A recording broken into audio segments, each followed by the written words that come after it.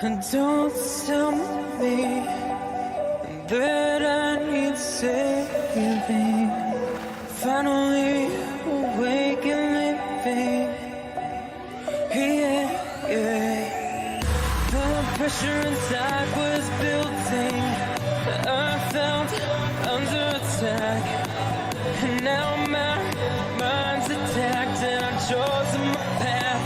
I've chosen my path. Oh, what's this? I finally read this helplessness. Tired of feeling like I'm upside down. So I'm gonna turn it all around. And oh, and dear God, save my soul, 'cause it is lost. Tired of feeling like I'm upside down. So I'm gonna turn it all around.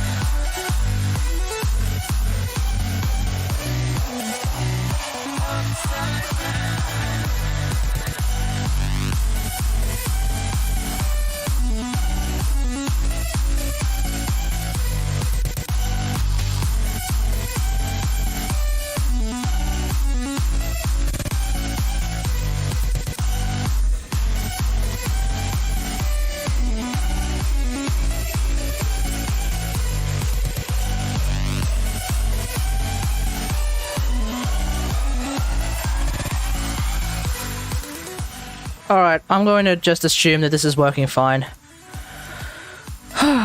Bloody hell. Because, like, Obs is really, like, saying that, things were frame dropping like crazy. Why is the frame dropping? I don't know. I really have no idea, mate. Hold on, let me just turn on this light. Okay. Hey, guys. How's it going? Are there frames dropping? Like, Obs is telling me I'm frame dropping like crazy. Like, I've dropped like 33% of the frames here. But when I look at it, I'm gonna look at it through my phone. See if I notice it. But like, when I was looking at just then, I didn't notice any frame dropping. But Obs is constantly telling me I'm frame dropping like mad. So I don't know what the dealio is there. Last stream I noticed in...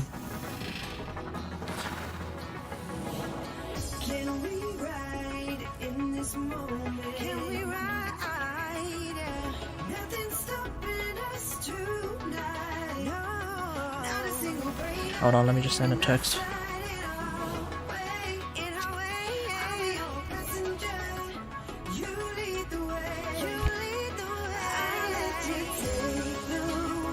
Ugh.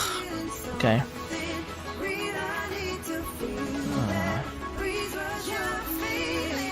I can have a look at it from my phone.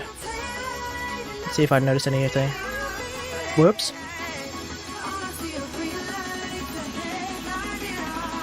I mean, I kind of see it, sort of, but I don't know. My webcam? This is my camera. What do you mean my webcam?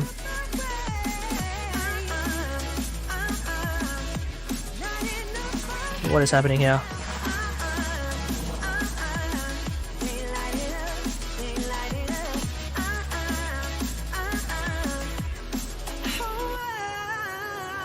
I don't know. Anyway, let's just move on. Maybe tune down the graphics on Warframe. It's not Warframe. It can't be Warframe because it's because Obs is still running at 60 frames a second. For some reason, it's my network. Somehow. I even tried re-logging into Restream. I think it might be Restream. But I don't know. For some reason, the kilobits, the stream bitrate seems to constantly fluctuate all the way up to like... My camera is 5 to 10.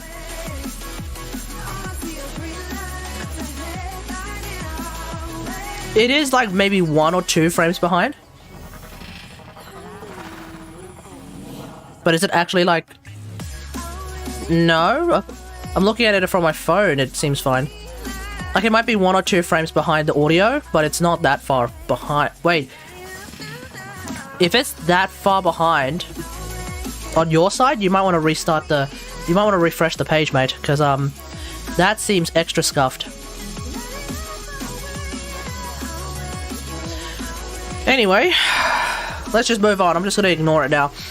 How is that? Oh, also my frame drop percentage is now starting to drop down. Whatever. How is everyone going today? You all having a good day? How is everyone?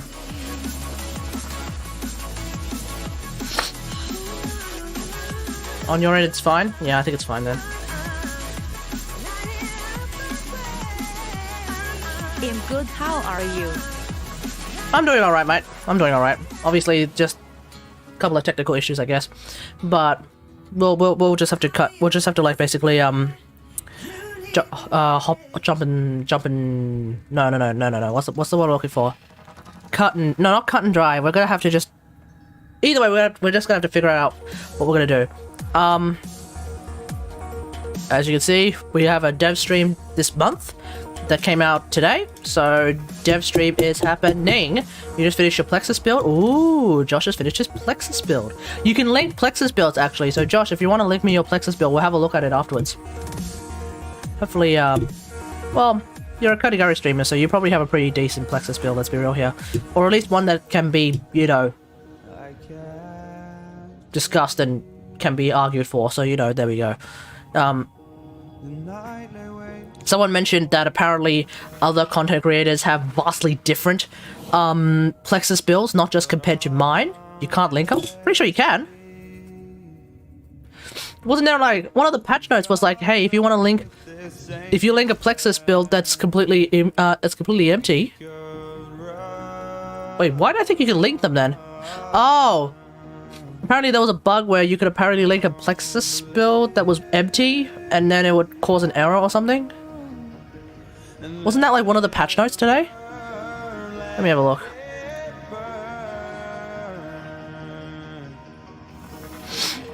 Patch notes, where the hell are you? Ah, here we are.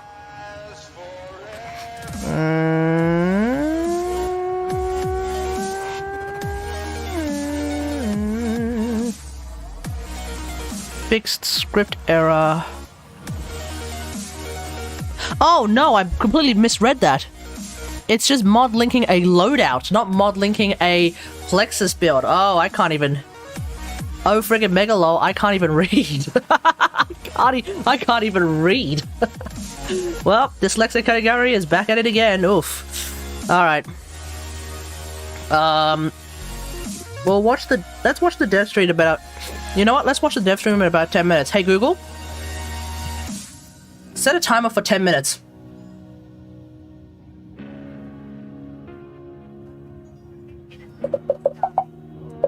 Oh no, that came out of my phone. Oh shit. Hey Google, set a timer for 10 minutes. Oh my god. Fuck. Hey Google, set a timer for 10 minutes.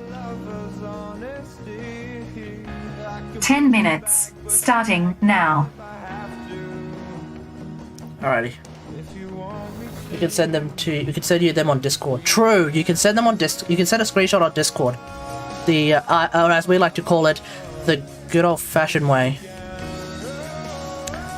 I had to move a whole lot of things on my desk, and I feel like as a direct result of moving a bunch of things on my desk, I'm starting to get a bunch of technical issues.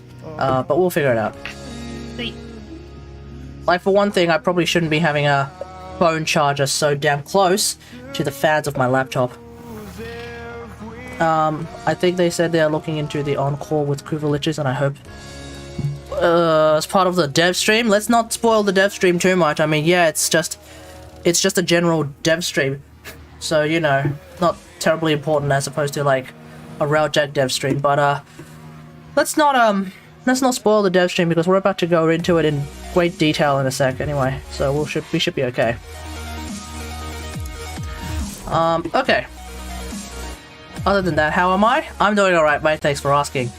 Alrighty, let's just do something. See, OBS is currently running at 57 frames a second right now. Or 58. So, frame rate wise, it's not my CPU that's dying, it's my network. If we do not control the enemy will control us. Or something rather, something's fucking up. I might have a setting. I might actually have a setting that's just all over the place. Let me have a look. Stream output. Preset, quality, profile, high, quality. Maybe if I set it to performance then. I'll just leave it at performance then. Fuck it.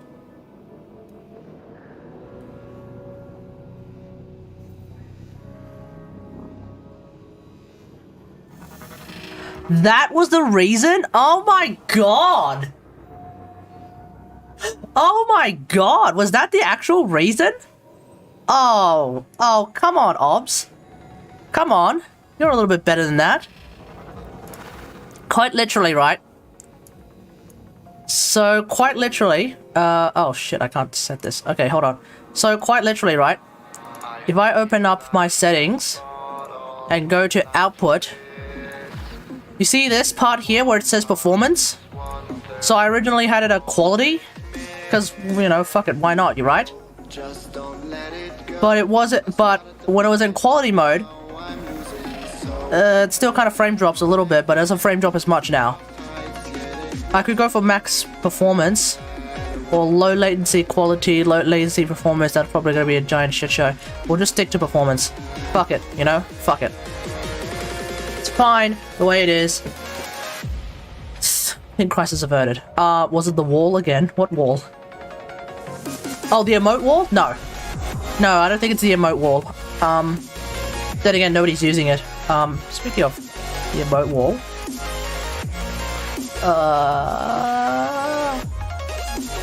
Only 61% of my CPU is being used. Only half my CPU is being used right now, so it's pretty much easy stream for my, well, not terribly easy stream, but it's easy stream for my laptop right now. Alright, if anyone wants to join me for this here, Railjack, we'll play like a round of Railjack, we'll do an Anomaly run. Let's just do an Anomaly run, fuck it. So if anyone wants to join me for an Anomaly run, hit me up. On PC, as per usual, /W category or /join category if you want to join me for an Anomaly run, and then game is frame dropping like crazy. Wait, from my stream? I am kind of frame dropping a bit. But my game isn't frame dropping at all. My game is sitting at 120 frames a second. OBS is still sitting at 56. I don't know. Yeah, I am dropping frames like crazy, eh?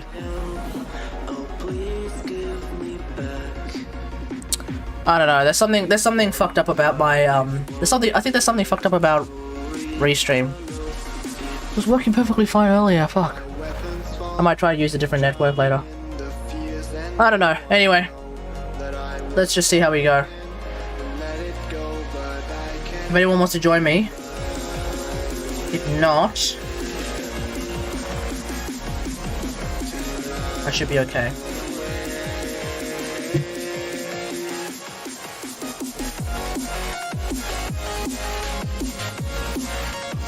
Oh yeah, I can see the frame drops.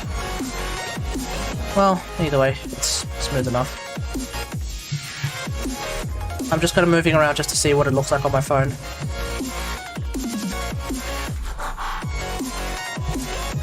Okay. Yeah, it should be okay.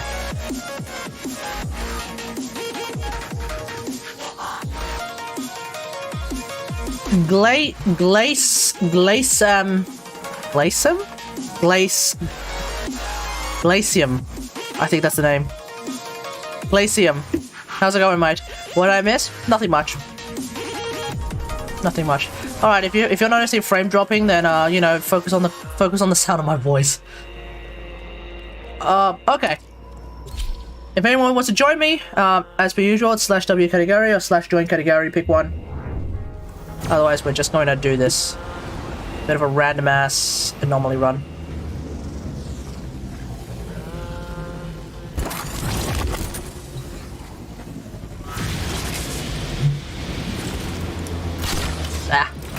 The Grenier are expressing interest in Alrighty, let's unusual energy readings nearby. set it to gunner. Investigate and deny. Rainier interceptors alerted. Contact imminent. Good luck. Oh, why do I keep forgetting to... Why do I keep forgetting to change from Glacier? I'm not a real fan of it.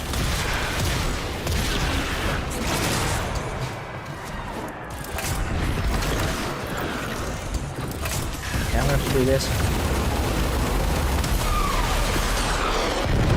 Unwelcome visitors inbound. Prepare to repel. I said it right? Ooh, there we go. Purple! Subscribing on YouTube. Nice one, mate.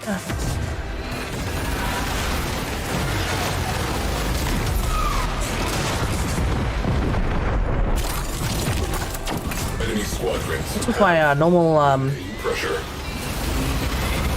thingo? What's with the normal vacuum here?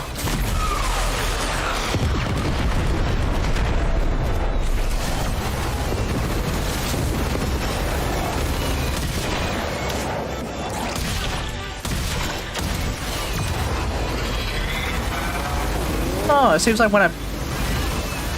Oh, I was trying to figure out what this sort of like noise is. It was actually my gunners. Trying to figure out like why does it sound like there's this static noise happening here? Oh, Gumbaros with the Prime subscription. Cheers, mate. Subscribe. Nice. Cheers to Gumbaros. So I was wondering why there was this sort of weird sounding like bit of static noise here. It wasn't static noise, ladies and gentlemen. It was my gunners and their use of like the talons. So that explains a lot. Your laptop is paying off? Yeah, man. Yeah, so when my gunners are shooting at cruise ships or fighters in general, I hear a bit of static noise, but it's actually the noise of my gunners actually doing their job. So that's actually a happy noise. Rainier cruise ship on scope. We have one less cruise ship to be concerned with. I actually Remaining targets. I actually went ahead and recorded a video in a very scuffed manner, so it won't be using my microphone. It won't be using this microphone that I have here in front of me. It won't be using my camera. Instead of my camera, I'm going to try and use my phone as a camera, and instead of this microphone that I have right here, I'm going to try and use this well, I have like an earphone microphone type thing going on here. So I'm going to try and do it in a very scuffed manner, and we'll just see how that turns out.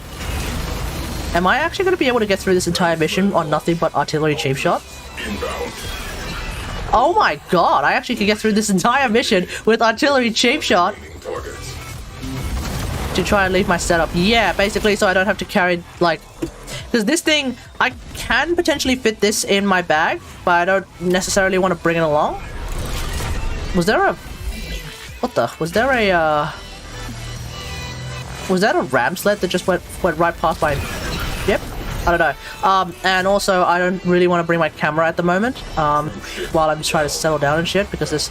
You don't really want to bring too many, expensive things with you when you, go ahead and do stuff. When you go out like that, so...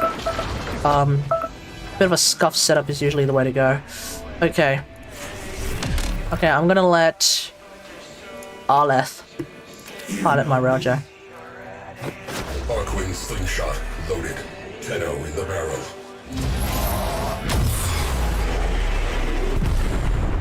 No, I can't tell if they've actually fixed a little bug where if you use the thing, if you tell your crewmen to jump between guns and other shit too often, sometimes they end up just bricking. I don't know if they fixed that. I'm hoping they fix that at some point, because that was a bit of an annoying bug. Intrinsics last they have a chance of missing. That's when it's boosting. Is it boosting? I thought it was in general as well, but I guess not. I actually... Anyway, never mind. I went into Railjack today with Limbo and the turrets and piloting weren't working, so I was confused. And I meant, oh yeah. You can't use your guns and pilot shit when you're in the rift, mate. It's don't worry, it's a rookie mistake. And frankly, you know what? Sometimes I accidentally do that myself as well. So I don't know. Rookie mistake might be a bit of a strong word. Maybe a bit strong. But yeah, I sometimes forget to do that as well. We have got. Hildren. Oh, I've tried the Hildren experience. It's not particularly good. R&D facilities. Because, like, the thing about the Hildren experience, right? Everybody's thinking, wow, Hildren's gonna be so good because you have so much shields that's used for energy, and also shields recharge really, really quickly, right? What people always forget is that,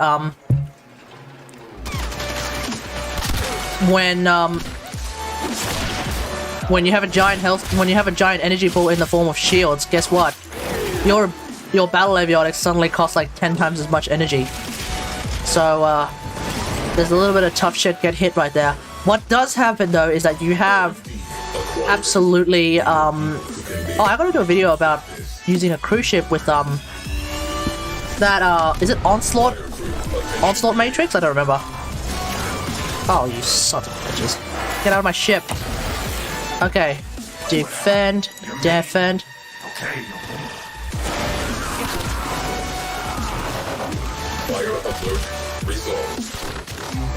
Alright, I'm gonna let my crew basically figure them out.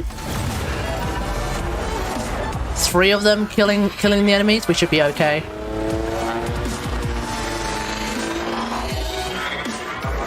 One of WTF. What does the WTF in this context mean? Back to work. What does the WTF in this context mean? Fine. Of course. WTS?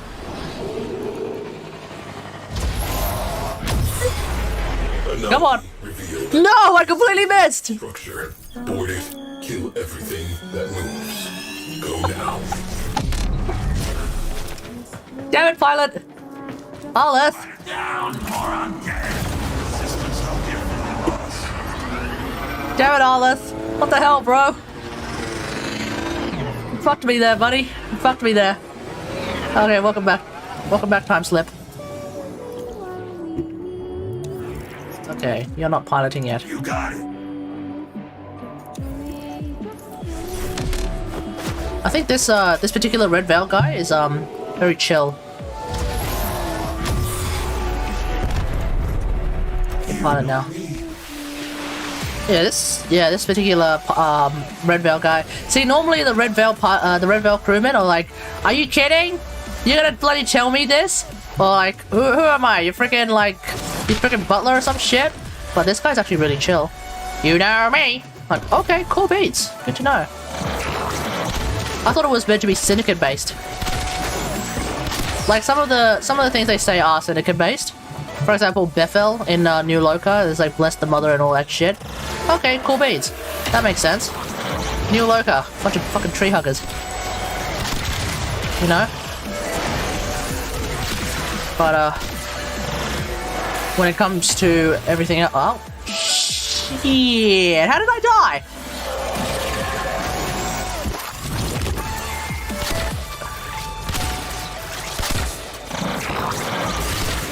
Supposed to be the platinum arrow here. I'm not supposed to be dying to this shit. Something's doing a lot of damage. Also, I should be using Polarize instead of Crush.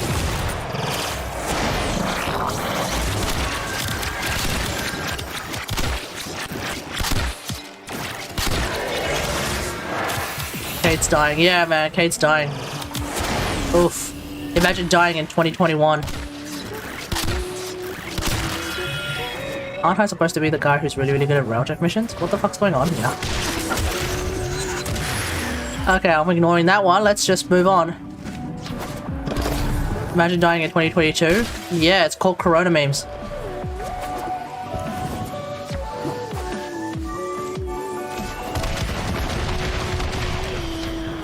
I hate New Loca. What do you got against New Loca, man? They're alright. You know why they're alright? Because they give you mag augments. Anyone who gives me mag augments is A-okay in my book.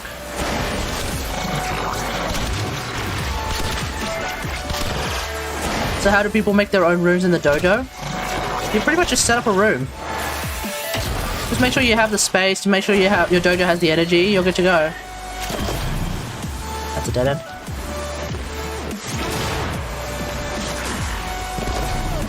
Trauma unrolled how much? You're asking me?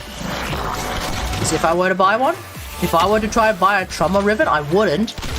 So you basically have to give it away to me in order for me to even take it. You have to be so hilariously— oh. Wait, hold on. Ah, fuck. There we go. I was wondering why my camera was moving around so erratically just then. My fucking my laptop's trackpad was on, which of course is the issue when you're trying to use your mouse and you're only your mouse.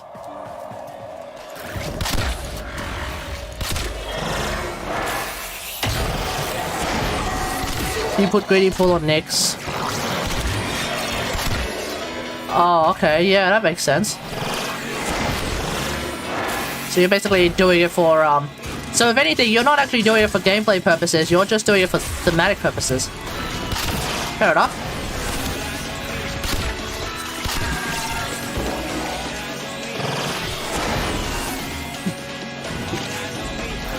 Yeah, sometimes when it comes to, just change things that you put by the helmet, not necessarily for gameplay purposes. Oh god damn, I'm gonna hit by that sun thing. What the hell is this sun thing? Oh my god, it does a lot of damage. Do I have to rely on my fucking operator for this? Just spite of. Okay, easy there, Charles Coke. Wait, is it Charles Coke or is he the other Coke brother who's dead? Which was the dead Coke brother? Cephalon Fox, hey man, how's it going? I get the feeling my music is a bit too loud, because I could barely hear that.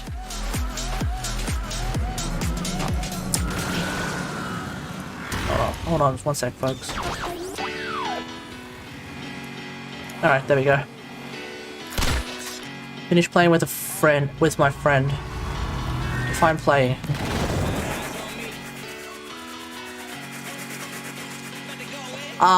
Anyway, yeah. If I remember correctly, no, it wasn't you. Someone else's friend had a birthday party or some shit. What the? K4G3T4R1. Come on, man. You gonna spin to win like that, huh? You little bitch.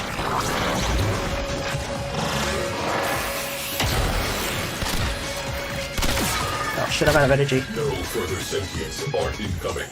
Objective complete. All threats neutralized. You sent the Plexus setup? Alright. Alright, let's have a look at the Plexus setup then.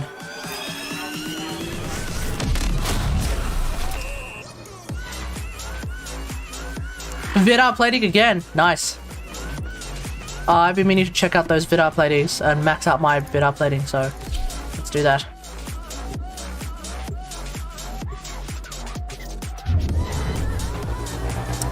Hey Wasp. Forgotten. Was that R9? I don't even know. I just picked like the sentient anomaly. That's all I did.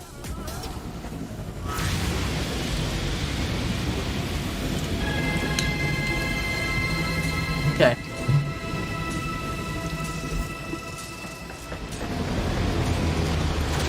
Oh yeah, by the way guys, I do have Gunnery rank 10. Now, a lot of people seem to really hate Gunnery rank 10. I just don't give a shit. So that's probably... So, if anything, that might be an even bigger indicator that it's not good. Because Gunnery rank 10, or generally speaking, rank 10, right? You'd want it to be something that's meaningful. I literally cannot give a shit about this one. Like, I don't care. I don't care about this at all. It's aimbot. D literally explains it. It's aimbot. Well, I don't care. Like, like, even if you told me, even if it just said literal aimbot, I'd be like, I don't give a shit. Change it to something else. Like, I'm of the, I don't care. Like, if it's an aimbot, but it overheats 20% faster, fine. That's fine. Cool. Whatever. Who cares, right? But the fact that it's aimbot, no, like, I'm of the opinion that just the fact that this is aimbot to begin with, I don't care. This should be something else. Rank 10 gunnery should be something else. Not because of the turret overheating 20% faster bit. Nah, I don't give a shit about that. I don't care that it's aimbot. I want it to be something else. Like, I just want it to be something else. Because aimbot is potentially like the most boring option you could potentially give for rank 10 gunnery. So like, fuck that shit, you know? It's kind of a bit OP. Well, yeah. For people who can't fucking aim, yeah, absolutely. It's good, yeah, for people who can't fucking aim, yeah, absolutely. And for clients who lag, oh yeah, that's actually a good point. That's actually a good point, Savage. Yeah, fair enough. Okay, you know what? You've changed my mind. This can stay. You know, just cop the 20% faster in the chin. The amount of people, holy fucking shit, people are bitching and moaning about it on the subreddit. Oh my fucking god. It's like, dude, they're giving you a literal fucking aimbot. Relax. You can aim. Oh, and also, flush heat sinks exist, you dipshit. All these people who complain that the turret overheats 20% faster, right? You do realize that flush heat sinks exist, right? Look, I didn't realize it either because I didn't actually read this properly. The idea is when it's overheat, you just press R and then boom, you can start using it again. It's really, really fucking strong. So like these two, flush heat sinks, reflex aim, this literally allows you to just go fucking Gatling gun all day, every day. Like, it's just fucking ridiculous, man. Rank 10 gunnery for pilot would be kind of good if you could fire your... Yeah, I'm not really that keen beans on the idea of the pilot firing the forward artillery. I've said this before and I'll say it again. The reason why I don't think that the gunnery, that the pilots need to have access to something like the forward artillery is because in a team game, that is yet again one role that just completely disappears. Right now, in a team mission, if you have 4 people, right? You have one person who's playing the pilot, you have one person who's on the forward artillery, right? You have one person who's engineering, but they're not really doing shit, right? And then you have one person who may or may not be doing the objective, right? If they're not doing the objective, then they're probably on the gun. If they're not on the gun and they're not doing the objective, then they're probably just sitting there twiddling their thumbs. Why? Because there's already things that people don't there's already like too many people for the roles that are kind of available on a Railjack in a team game. Now, a lot of people always say, oh, but what about the solo missions? Okay, first off, Railjack's supposed to be a co-op thing, let's be real here. Secondly, commander intrinsics. I'm perfectly fine with the idea that a commander, that a crewman use the forward artillery. If you're suggesting that a crewman use the forward artillery, I'm more or less on board with that idea. But the pilot using the forward artillery, no, fuck that shit.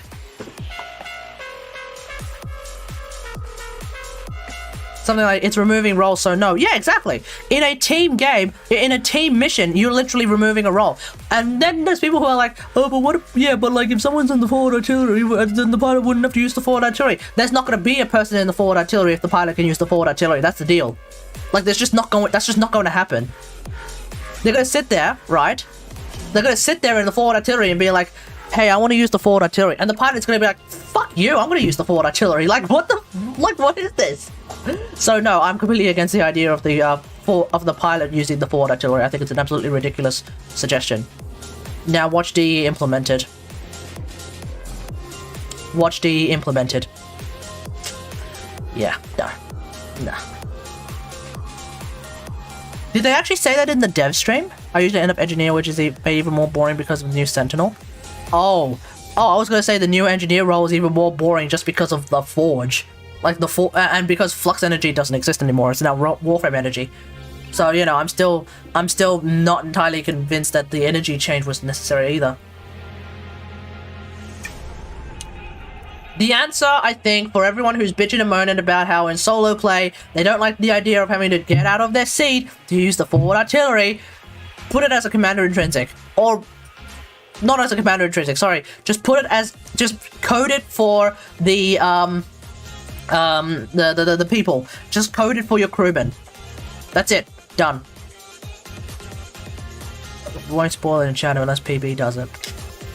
But yeah, but they said they're not going to add it. Oh, good. Oh, okay. Yeah, in that case, that's a good choice, DE. Good choice. Don't add it. It's too fucking degenerate. And it just blows up team games. Maybe people will Railjack more easier, even though it's... Yeah! What the fuck is that shit? You do realize that you can spam Seeker Volley right now, right? Railjack is already pretty fucking easy, let's be real here. And this is coming from someone who already found Railjack pre-visited the first time to be really fucking easy. So it's like... Holy shit. It's like, it's so bad. Hang on, let me try and... Hang on, if no. If I valence transfer this one, do I end up with more stuff? Ah! Okay, so I can just do this.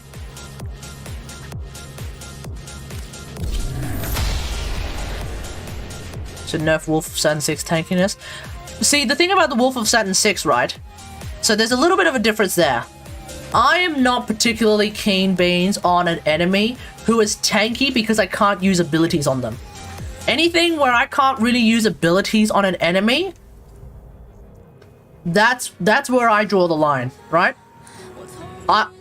So I think this is really just something, this is just me. Anything where I can't use abilities, I really start to draw the line. Nullifiers, pretty fucking annoying, right? There are ways to deal with mass nullifier, but regardless, there is a more than zero annoyance factor when it comes to nullifiers, right? In Genshin, there is one... oh, fuck me. There is one fucking Spiral Abyss level where you keep losing your energy to use abilities. That shit drives me up a fucking wall, right? So the Wolf of Saturn 6 is just yet another example of an enemy who is immune to abilities that just because they're immune to abilities, I find that very, very problematic. Because... and then, of course, they're immune... The other thing about the tankiness of Wolf of Saturn 6 is that they're also... Their tankiness doesn't have a counter. Like, there's no real way to play around that outside of just, you know, hitting them as much as possible, right? Kill Wolf a lot faster using Exalted... Using, Claws? Really? Interesting. Does it actually die to... Does the armor actually get removed through things like... hang on. I don't think the armor gets removed by things like shattering impact, right? My understanding is that the tankiness of the Wolf of Saturn 6, for example, is completely fucked in a way where it's not affected by corrosive procs because he's status immune, right? He's ability immune, so shit like Fracturing Crush doesn't work. He's ability immune, so shit like Peacemaker lol doesn't work. I thought exalted weapons in general don't work either. I'm gonna say this random thing. Inaros really needs his abilities changed to something more useful. Agreed. You're watching a Katagari stream. Hey, hey, Glacium, you're not gonna get killed here in this chat, mate. You're not gonna get killed here in this chat. This is a Katagari stream, and in a Katagari stream, you're in a stream with a bunch of people who may or may not have seen this video that I'm about to link right there, or have linked by the time your stream delay gets around to me saying that I have linked it. Watch that. Just watch that. Find some time. Watch it. Nullifiers are useless against Inaros. Wait, doesn't he lose all of his Scarab Swarm stacks if you walk into a Nullifier bubble? And if he does, doesn't that mean checkmate Atheist? Oh shit, that's maxed. Okay. Doesn't that mean checkmate Atheists? Also, by the way, that's max now. So here's the max stats for a Vidar Mark III plating apparently. 4400 hull, 3688 armor. That is your maximum, ladies and gentlemen. So there we go. Oh, I'm sorry. Yes, no, you're right, Elijah. No, sorry, you're absolutely right. Yes. Now I understand the joke. Fuck, I wasn't thinking about that. I wasn't thinking about that for a second. Fuck. That's right. Nullifiers don't do shit to Inaros because Inaros has no abilities. That's right. You're absolutely right. I'm sorry. I can't believe I forgot about that shit. Okay. I replaced Pocket Sam with Well of Life. What the fuck? Why? Wait, why Well of Life? Oh my god! Gumbaroth, watch that video as well. Holy shit!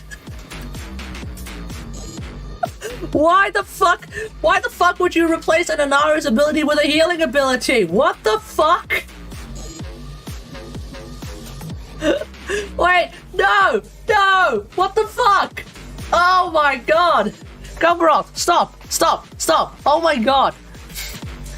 All of Inaros' abilities heal. All of Inaros' abilities heals.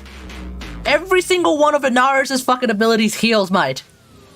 So explain to me why you're replacing one of his abilities that already heals with another ability that also heals. His 3 heals if you use it with his 2. So it's kind of a half heal. It's a shit heal as well, but it's a half heal. All of his abilities heal. Why would, no, please. Oh my god, I'm dying here, mate. Don't replace it immediately. Well, I just like Well of Life better. Yeah, but he does no damage. The motherfucker does no damage with his abilities outside of fucking outside of like fucking like finisher attacks maybe. The motherfucker deals no damage. The motherfucker can barely heal other allies. All he does is heal, and tank. That's all he fucking does.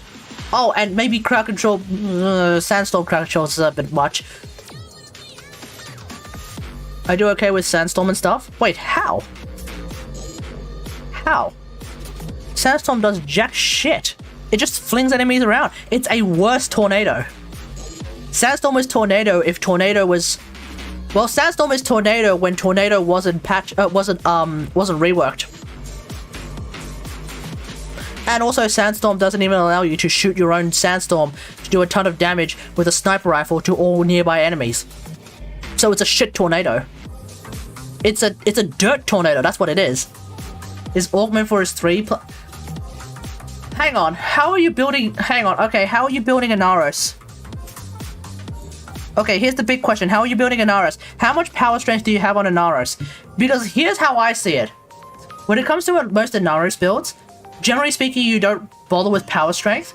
You just bother with duration, range, that's it. And then you can just heal the shit out of everything. Power strength doesn't mean a whole lot because you're not because the healing already is generally sufficient at like even like 50% power strength. At that point, you don't actually need his 3. Also, like sorry, at that point you don't actually need his Sandstorm to do to have extra power strength. And here's the thing.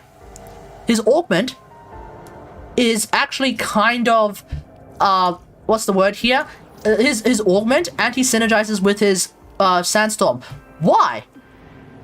Now you may be thinking, wait, hold on. How does a Sandstorm augment anti-synergize with Sandstorm? Chat, can you explain? Do you know why the Sandstorm augment anti-synergizes with Sandstorm?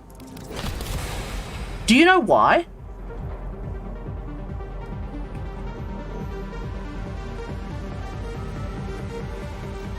What's the augment? Okay, let me bring up the augment. The augment is called Elemental Sandstorm, I think.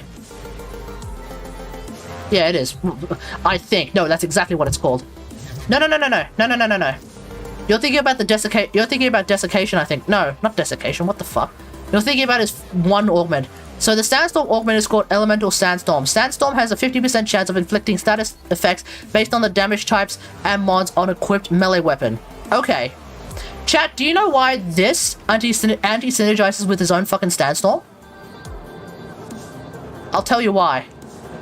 Because that 50% is, last I checked, affected by power strength. So, you'd think, okay, if it has a if it's affected by power strength, then let me just build more power strength. What happens then? The flinging power of Sandstorm increases. So at that point, enemies who are caught in your Sandstorm, they actually fly away from your Sandstorm even faster. They fly away from your Sandstorm even earlier. In other words, enemies that are caught in your Sandstorm, they tend to get flung right out of your Sandstorm really, really quickly. Whereas, if you try to make sure that enemies stay in a sandstorm, you basically have to go for low power strength, last I checked, right? Which basically means your sandstorm elemental, your elemental sandstorm becomes fucking useless. So,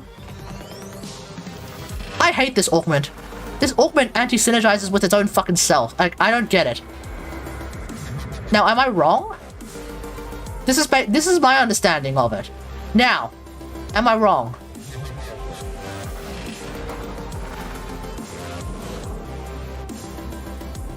For survivability, this has nothing to do with survivability. This is inflicting status effects. So unless you're doing radiation, this has nothing to do with survivability. I'm talking about how elemental sandstorm and sandstorm fucking disappears. He needs a damage ability that actually does damage, but lol, but no Inaros main wants to change. Like, it's like giving a child a spoon of nothing. Yeah, I know, right? Fucking... Yeah, I know, right? It's so fucking ridiculous. 185 power strength on him, plus still fun. I don't know if it's built for survivability. Gumbaroth, when you activate Sandstorm, enemies that get pulled into your Sandstorm just immediately get flung out. So, you might be able to inflict one whole status chance on it. Sorry, you might be able to inflict one whole status effect on it. Right? Or is it one of every single status effect possible on your weapon? Not if there's walls nearby.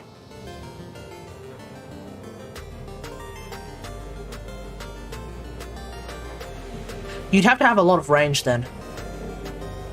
Which makes it difficult to have a lot of power strength because range overextended.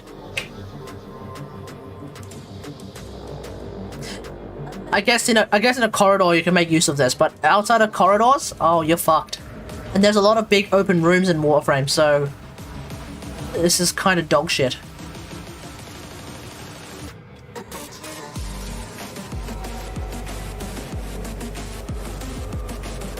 Guardian Grace healing, Daiku augment. You're just making me sorry, that when you say that. You see, Josh, you say that, right? You know what the worst part is? You'll say that, and then there's gonna be an Inaros main who's in there like, nah man, he needs more healing, what the fuck? And you'll just be like, oh my god! So, yeah, there's a lot of that in there too. Alright, let's watch the dev stream. Let's turn down the music.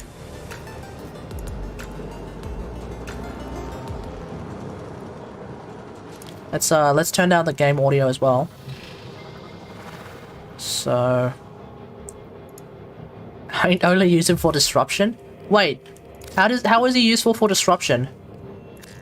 Can he actually prevent the disruption guys from like attacking the thing? Like, if he can do that, well, that'd be great. But I don't think he can do that. Alright, beginning of the stream. Here we go.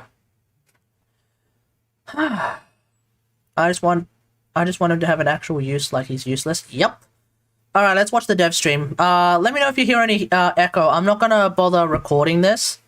We're just gonna watch it and we're just gonna enjoy it and we're just gonna discuss it and that's about it. And then we'll just continue doing other shit. Okay? Alrighty, let me see.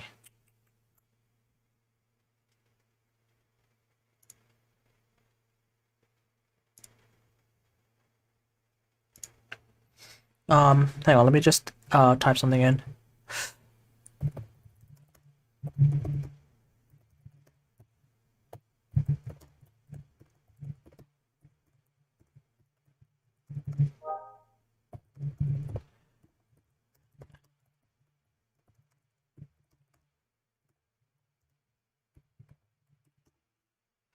Okay.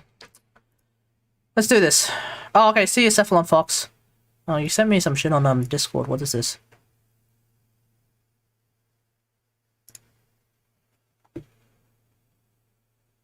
Wait, what? But didn't I just get banned? Your Twitch chat at the bottom right hand corner says...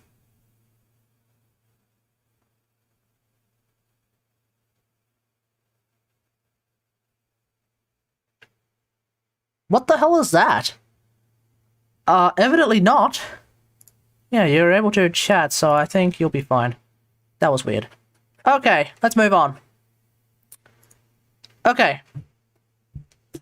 Hello everyone and welcome to our 153rd dev stream. We are here for the next hour. If you're annoyed about any echo and memes, let me know. Otherwise we'll just watch it. We'll have things to discuss, things to show. Just chill, casual conversations. Some prep. Your dev stream is this? Just a little bit. Yeah. Okay. 153. Your 153. How does that make you feel?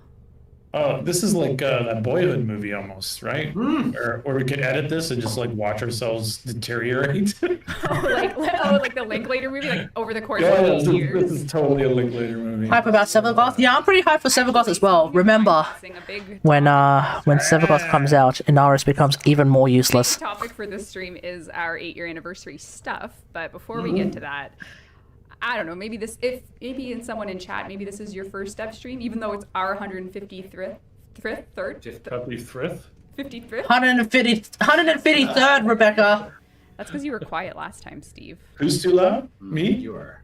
Oh, I'm kind of like eating the mic here. Oh boy. Oh boy. No.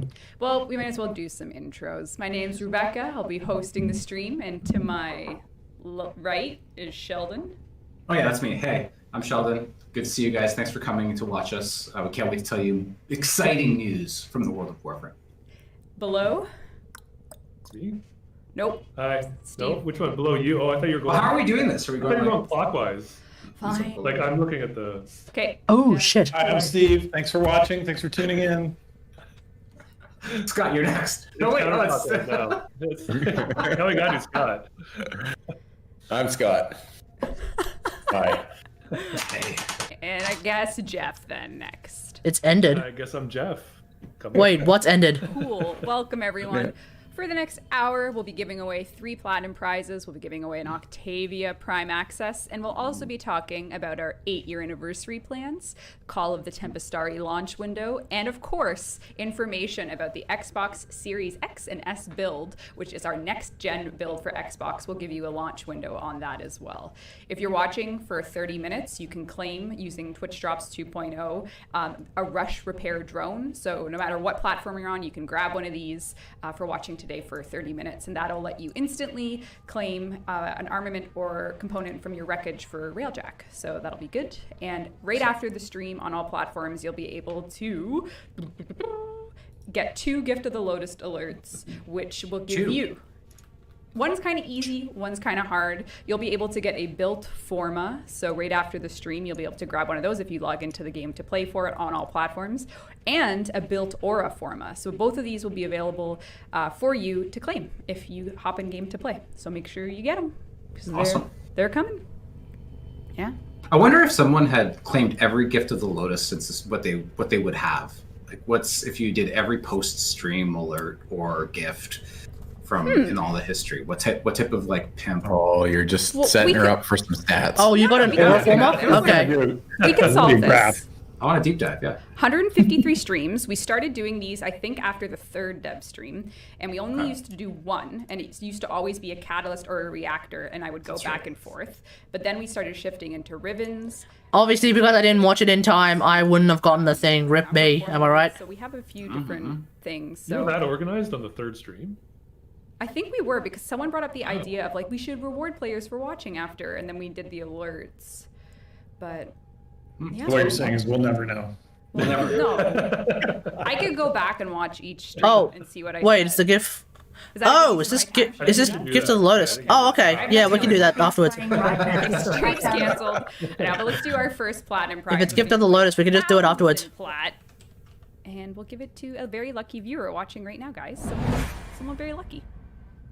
Who's it going to be? You can all see, can't you? Oh, this is live, so I don't have to be like delayed.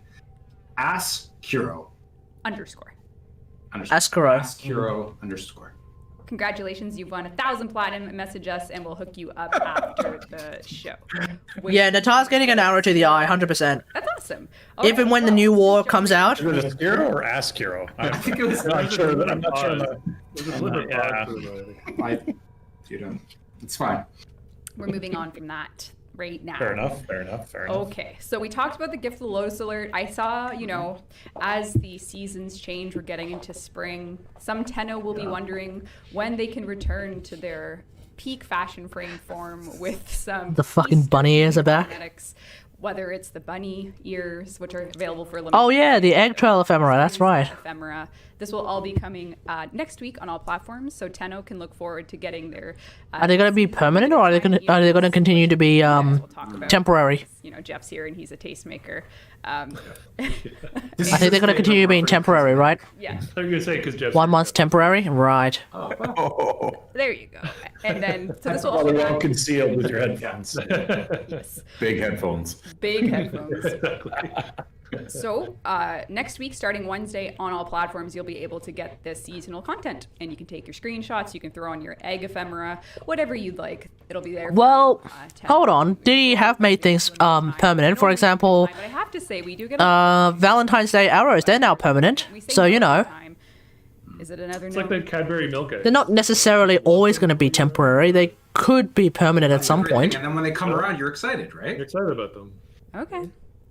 All right. Scarcity breeds like it. excitement. Okay. I like that. Yeah, Eros arrows. That's right. Yeah, Eros arrows. One of those right now. It all comes Of course down. you do. You gotta wait. All right. Very cool. We also should mention that. Oh no, they're permanent now. Join our Warframe Discord. You can get the URL. They're now a permanent at the skin. bottom, or you can just do !Discord in chat. And yeah, we as a reminder for Tenno. Did you not get the permanent skin during this year's Valentine's thing? As a studio, we have no plans to go okay. to the office until September is the next time we're going to be reevaluating it, which just as a reminder means that anything TennoCon 2021 is digital this year. So if you missed that from last stream, that's just a... Oh, they're thinking about getting back to the office in September. Okay, fair enough. This is actually our 1-year anniversary to the day of streaming from home. So Wild. Is it really? Wow. we've been doing this for a year now, guys, and it's been a pretty crazy week. So we have a lot to talk about for the PC side in regards to the update that we did exactly 7 days ago, and we have a lot more to talk about on when console players can expect that. So I have a whole bunch of stuff we can go over. I think from a top level, there's some just broad updates that I'd like to give that are just interesting, I think, for players, and then we can get into some of the top feedback from the update, chat about that, and then take a look at some other stuff that we have coming. Sound good? That sounds awesome. Yeah. That's good. Let's do it. How You'd have awesome. some stats to show, would you? I am going right to the stats. Thank you for the segue, Jeff. Oh, yeah. You're Start a with gem. stats. I like it. Well, no, because it's important. Because the patch notes, one of the things that got put in the patch notes that just was there as like a maintenance thing, more or less, was some details about, making the Protea quest deadlock protocol a bit easier, because what we were seeing is of the final missions of Quest, it had a really high failure rate. And I just wanted to share for players, the changes worked. The quest is now getting completed, significantly more, which is great. Wait, really? The final mission of Deadlock Protocol had a really, really high failure rate? Really?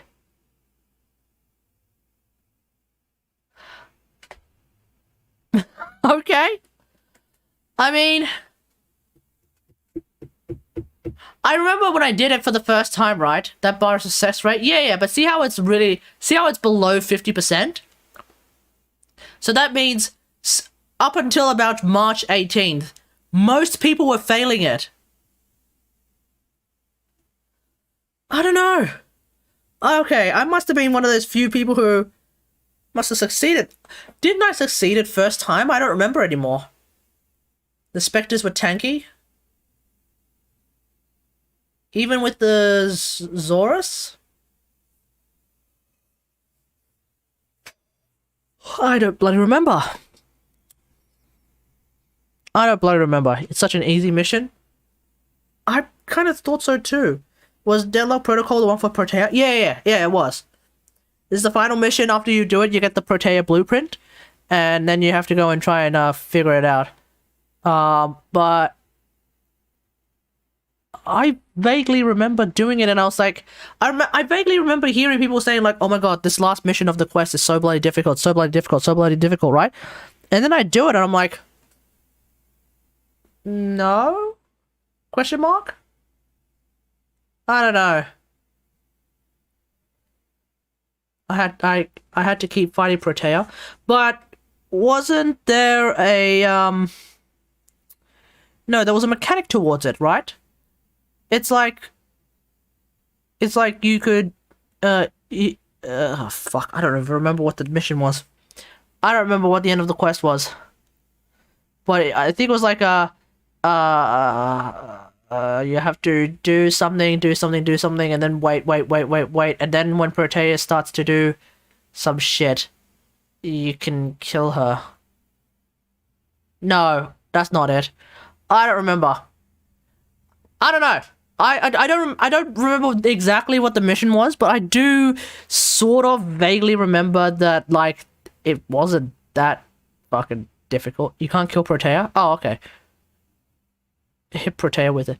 Ah, right. You had to learn how to throw Zoris. You had to learn how to throw the Zoris. Right, there we go. Yeah, I just don't remember this being particularly difficult. I'm sorry, I just don't remember. For players that need to get into the Deadlock Protocol, learn about Protea, learn about Parvos Granum, and this was just a fun little, hey, you know, like all those changes we did for a reason, and now people are... Such a beautiful graph, just...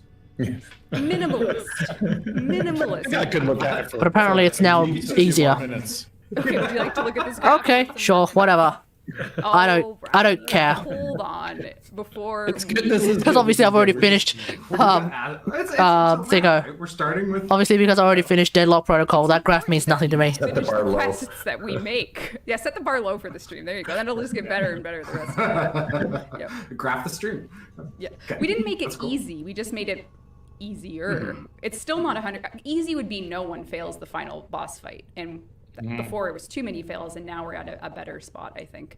But yeah, so Corpus Proxima, Railjack. There you go. Then it'll just get better and better the rest of it. Let's listen to that again. The stream. Yeah. We didn't make it easy. We just made it easier. It's still not 100. Easy would be no one fails the final boss fight, and before it was too many fails, and now we're at a better spot, I think. Easy, it's easy, not easier. Before it was too many fails, and now it's a good amount of fails. How shitty do you have to feel to be part of the... what is that? 39%?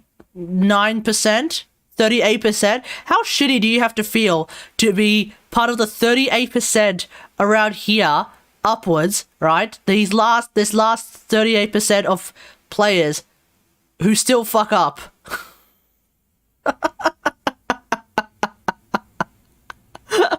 That is so sad. So, folks, if you're still failing the Deadlock Protocol, just be aware that you're not only failing the Deadlock Protocol, you're failing an easier version of the Deadlock Protocol finale mission. Oof.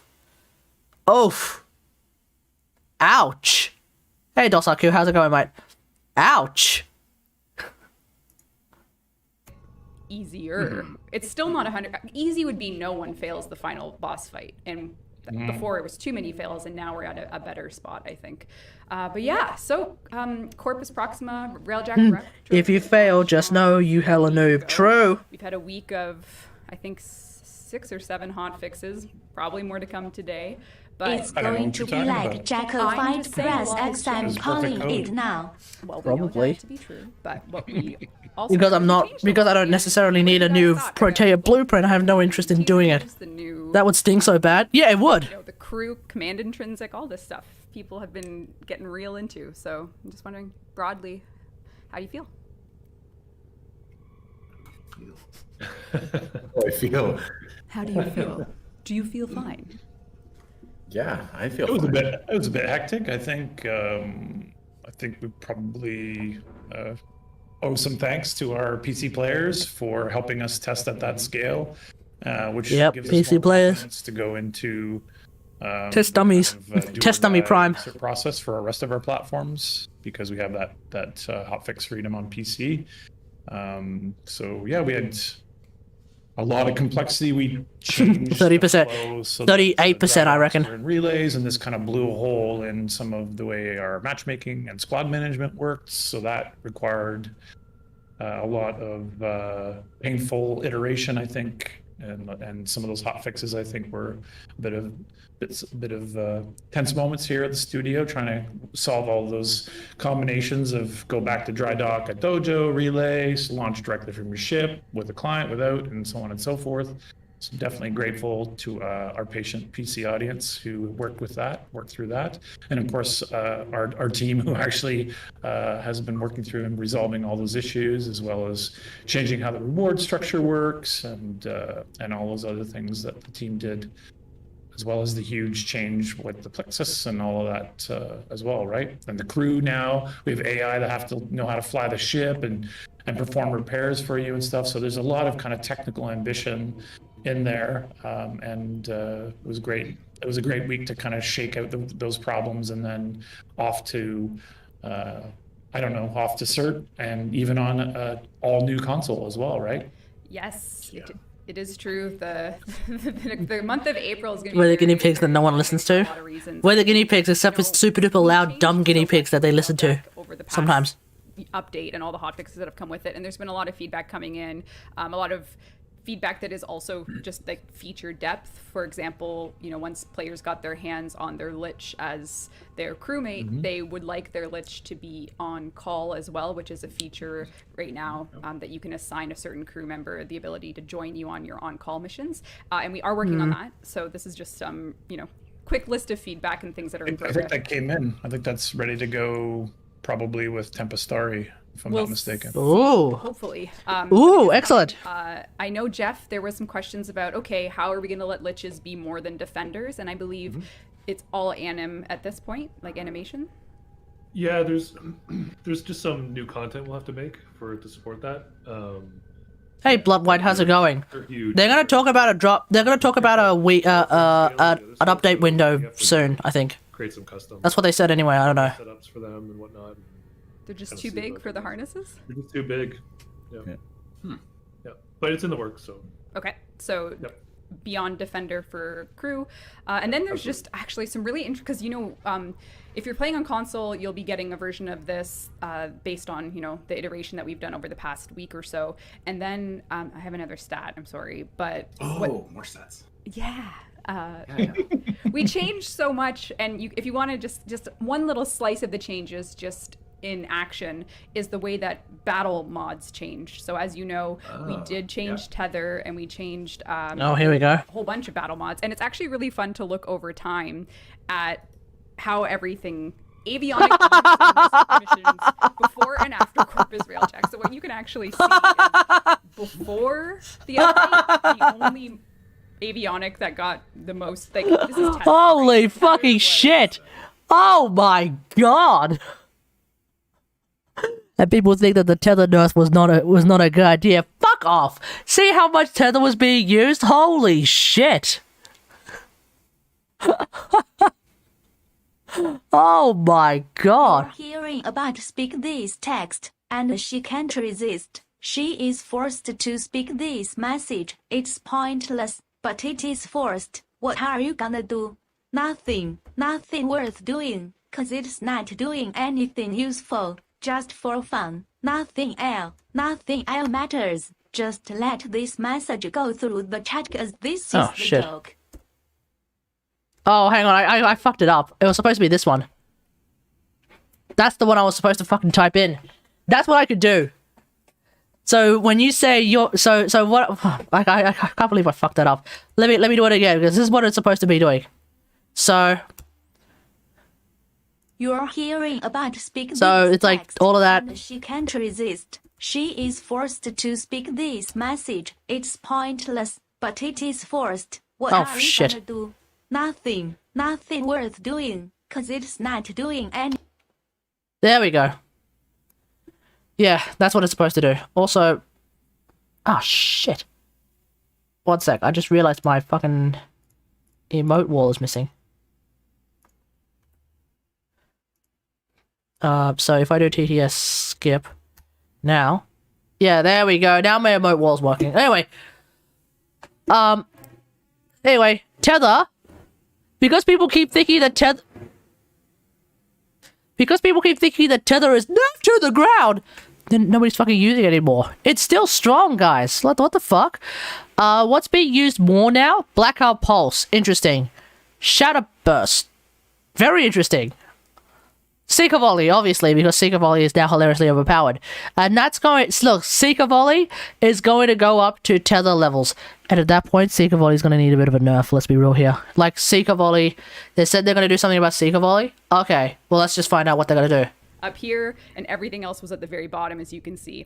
And then Corpus Proxima launches, people try Tether out. It's still 4th place for, you know, usage. But then you see Seeker Volley developing this new usage, but not nearly as dominant as Tether, because then you have Shatterburst showing up, and then you have Black showing up. So you know why Seeker Volley is suddenly being used a lot?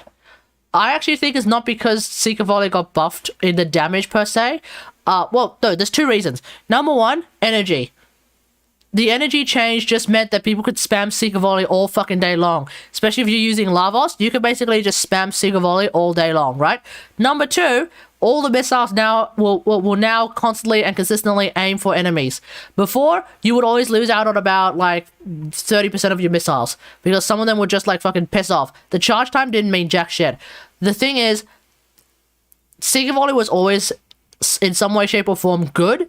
It just wasn't like kill everything in one go like Tether, right? Now, Seeker Volley is the one that kills everything in one go. Why? Because every single missile aims. Every single missile will always constantly and consistently hone in for nearby enemies. That's one thing. And then secondly, you can spam the fuck out of Seeker Volley. Obviously, you don't spam it like 3, 3, 3, 3, 3, 3, 3 like that. No. You just hit Seeker Volley, you wait a few seconds, you wait for the energy drain to go back down again, spam it again. Wait for it, spam again. Wait for it, spam again. Wait for it, spam again. Go. Dispensary that shit. You can Seeker Volley the shit out of every single mission 100%, right? And it's Seeker Volley, so there's no aiming. There's no fucking aiming, right? It's just Seeker Volley. That's it. I don't even have to aim for it. I don't have to do anything for it, right? Whereas with Tether, you still have to aim for it, but now you have to aim for it even more, right? But Seeker Volley, no, you don't. You don't have to fucking aim for shit. So that's why Seeker Volley is now like really, really high up being used by everyone, because everyone wants just the fucking like press one button, kill everything kind of option, and that's what Seeker Volley is now. So I think they're gonna have to do something about Seeker Volley's I don't know what would they nerf? Would it be the damage? Or would they maybe just make it so that like every missile has a 10% chance of just completely fucking whiffing? I don't know. Shatterburst. I wonder why Shatterburst is being used so much. Is it because it's being, spammed? Is it just because of the spamming? Like, you can just spam the shit out of Shatterburst these days, and that's what makes people want to just use it of it a lot?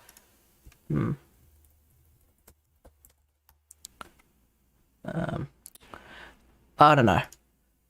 Hold on, let me just post something real quick. It melts everything? Yeah? Okay, I need to use it a bit more then.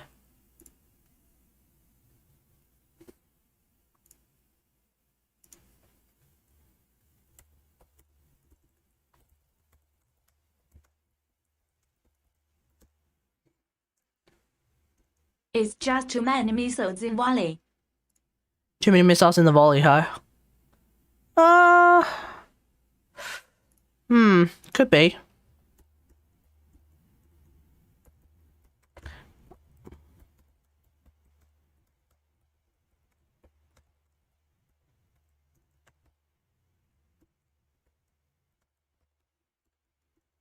Hold on, let me just finish this one thing here. Sorry, folks.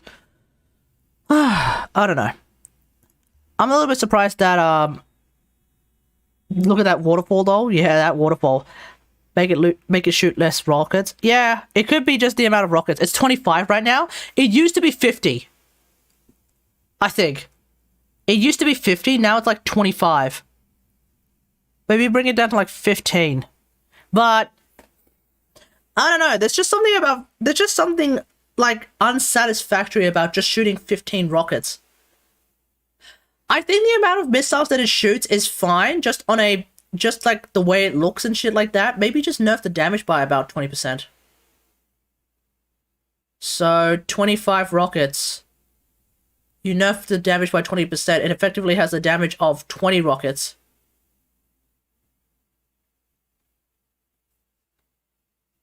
Something like that? What do you reckon? No? Or maybe a rework? Lol. Fuck off. I don't know. Increase enemy levels? Oh yeah! Oh yeah, that's true. The Seeker Volley is probably going to be strong for if you try to... Seeker Volley is probably in a good spot when you look at shit like... Steel Path Railjack. No, you're right. You know what? Never mind. Let's just wait for Steel Path Railjack to come out first, then we'll see if it's too strong. Like, yeah, I get it. D's like, no, everything's actually balanced around normal mode, and Steel Path is just Steel Path. Fuck it. Right? At this point, because I play so little normal mode, I rather just start thinking about things in terms of Steel Path. So we'll just see. But they just end up making crew doesn't affected by Plexus. What the fuck? Have they? No, they didn't. Anyway. You can see the change in usage just virtually overnight in this case here. Just as like a little slice of play. No, they just nerfed how much the Bane mods affect your crewmen. Is looking at this, of course, but I don't know. By nerf, I mean actually fix the shit. One, I'd say this graph is much more interesting. I really More like lines it. on it. Yeah, I liked all the lines. They're going in all different directions. It's exciting. When you look at the last quarter of it, though, you can see that Seeker Volley is starting to creep pull ahead. Yeah, I think it's quickly becoming a meta. And how do just you feel? spam that. But how do I feel? Well, obviously we don't want to just like tether with something different. So. Yeah. Well, this is a DevStream. I think every DevStream Scott has to nerf one thing just to get people mad at him enough. Like on a. Why do you do that? My Twitter's been quiet. Yeah, he needs I think it's in his deployment contract. Actually, he has no choice. Why are you always... you must nerf. Why? Yeah. The diversity has grown. I think that's a really good sign. That's a the good energy sign. economy has changed fundamentally. So now you're looking at things that are going to do wipes, more. There's no slash procs to carry. There are slash procs. I mean, those aren't really Oh necessary. yeah, there are slash procs, alright. Looks overall positive. Actually, that's a good question. I wonder if there's any weapon that is specifically slash heavy. Let's find out. I actually don't even know if that is true or not. Oh good, we're at the dry dock. For a second I thought we weren't at the dry dock. Let's see here. Wouldn't it be Apox? No, Apox are puncture heavy. Shit. So we need particle heavy weapons. Of which there aren't any. Let's see. So heat, electric, puncture. This is puncture based. Shit. Puncture based. Toxin based? You can do toxin based. If you stick a Carcinox on a guy, you could potentially do toxin based. Janitor Kate. Oh hey PB, what's up? Talon is heat based, isn't it? So here's a Talon, it's heat based. Talons are heat based. Lathe? Oh yeah, Lathe. They're puncture slash based. There we go. Heat, obviously. Okay. Yeah, if you want to use Bane mods, you might be able to get away with. Well, hang on. How much status is that though? Zeki Lathe, 13.5%. Vidar Lathe, 9%. Oof. Vidar Lathe, Levan Lathe. Do I have a Levan Lathe? Do I have a Levan Lathe at all? Vidar Lathe. Fuck. I don't have a Levan Lathe, ladies and gentlemen. If you have a Levan Lathe, maybe have a look at how much status chance it has. I think your best bet is probably a Carcinox. Because any damage over time gets double dipped with Bane mods, right? So if anything, it would stand to reason that a Carcinox of some kind would be the answer. Now, you could go for a Levan Carcinox, which deals less damage, but you have higher status chance, or you could go for a Zeki Carcinox. Oh, fuck off. Never mind. You could go for a Zeki Carcinox that deals more damage and has more status chance. Zeki Carcinox. Give that a shot. If you're real keen for if you're real keen to use those Bane mods, try using that with a Zeki Actually, I might try using that with a Zeki Carcinox, but it won't really mean shit against the fighter because all fighters just die instantly. It might actually mean shit if you try to use it against a cruise ship. especially if that toxin damage actually does damage, because they might be, because I don't know if cruise ships are immune to toxin or shit like that. I don't know. It's a bit of a, I don't know. But we'll see.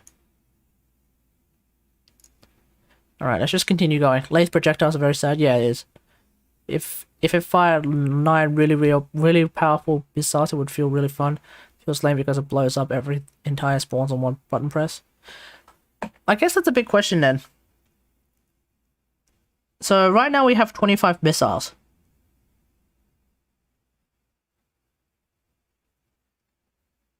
If it fired 9 really powerful missiles... Oh! If it fired 9 really powerful missiles, then the most amount of enemies that it can destroy is 9. Unfortunately, a spawn is usually about 8, so that's still going to wipe out entire spawns. Sometimes a spawn can be 16, in which case, yes, you will need to use 2 missile batteries. Yes, you will need to use 2 seeker volleys. But generally speaking, a spawn is up to 8. Usually. The spawn is about 8. So, at that point, even if you have only 9 really powerful missiles, guess what? You're kind of blowing up an entire spawn. I don't know, something to think about. Let's just keep going. But yeah. I think it's bringing some of the other ones up. Yeah. So that's cool. I would agree with that. And then it sets the stage for us to have a really cool Tempestari quest that's coming soon. Yes, that is true. That is part of the, the update 30. Call of the Tempestari. This is coming, I guess the launch window that we could say on all platforms, since we are going to be delivering this at the same time on all platforms. It is April as our launch window, so we're hoping to get everything in place. The entire month of April. Very soon, the month of April is knocking on our door right now. I'm thinking it's going to come at about 3rd week of April. A lot is coming with it. We have, of course, for console players, you'll be getting the That's my guess. Railjack retrofit, the new Railjack, Corpus Proxima, and of course Sevagoth, a new Warframe, who we'll take a look at Sevagoth in more detail today. We have one more cosmetic to reveal for Sevagoth, the alt helmet, and actually we're doing something a little differently this time as well. I'll just jump right into how we're treating the Prex card this time around, because Sevagoth is getting his own quest. So we have this beautiful Prex card done, which our awesome team will share for everyone so that they don't have to just look at this scan. Drop on my birthday in April. It's not going to drop that early, mate. Impressive and beautiful. So that's the NFT, right? That's how we're. Yeah. Yeah, is it going to be an NFT? I wanted to make an NFT. Oh, really? Oh, sorry. If it's an NFT, then you're going to have to be paying $50,000. Prex cards will be coming in the new DE NFT. Call of the Gunnery, what the fuck? Josh, you do realize that Call of the Gunnery is the Railjack update, right? Call of the Gunnery is literally the Railjack update, let's be real here. But I hate that so much. I love it. It's fine. I'll get over it. It's cool. I'm over it. But Prex card, we're not doing a Levirian this time. We have a quest as a home for the card. Is that correct, Steve?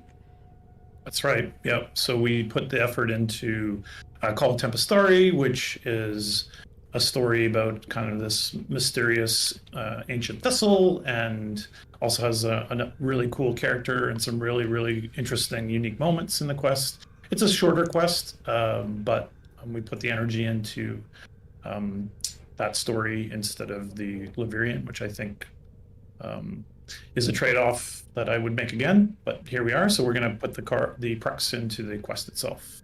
Right. So if you want to earn this to put up in your ship, you'll be able to do so by playing the Call of Tempestari quest. Coming next month. Coming in April on all platforms. To all platforms, including even one that... Okay, this might trigger some people, but I don't really care about Prex cards. Who here actually cares about Prex cards? I don't really care for it all that much. Like, there's Prex cards for Goss, Grendel, all sorts of other Warframes. I don't give a shit. You want more decorations? Okay, yeah, sure, fair enough. I mean, they're cool.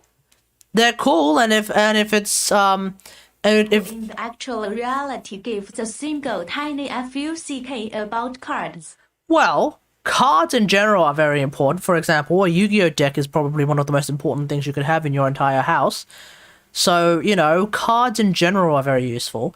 For me personally, Prex cards I don't really find terribly interesting. But yeah, if they spark joy in some people, great, awesome. It's just not really something that I give a shit about. Has yet to even exist, right?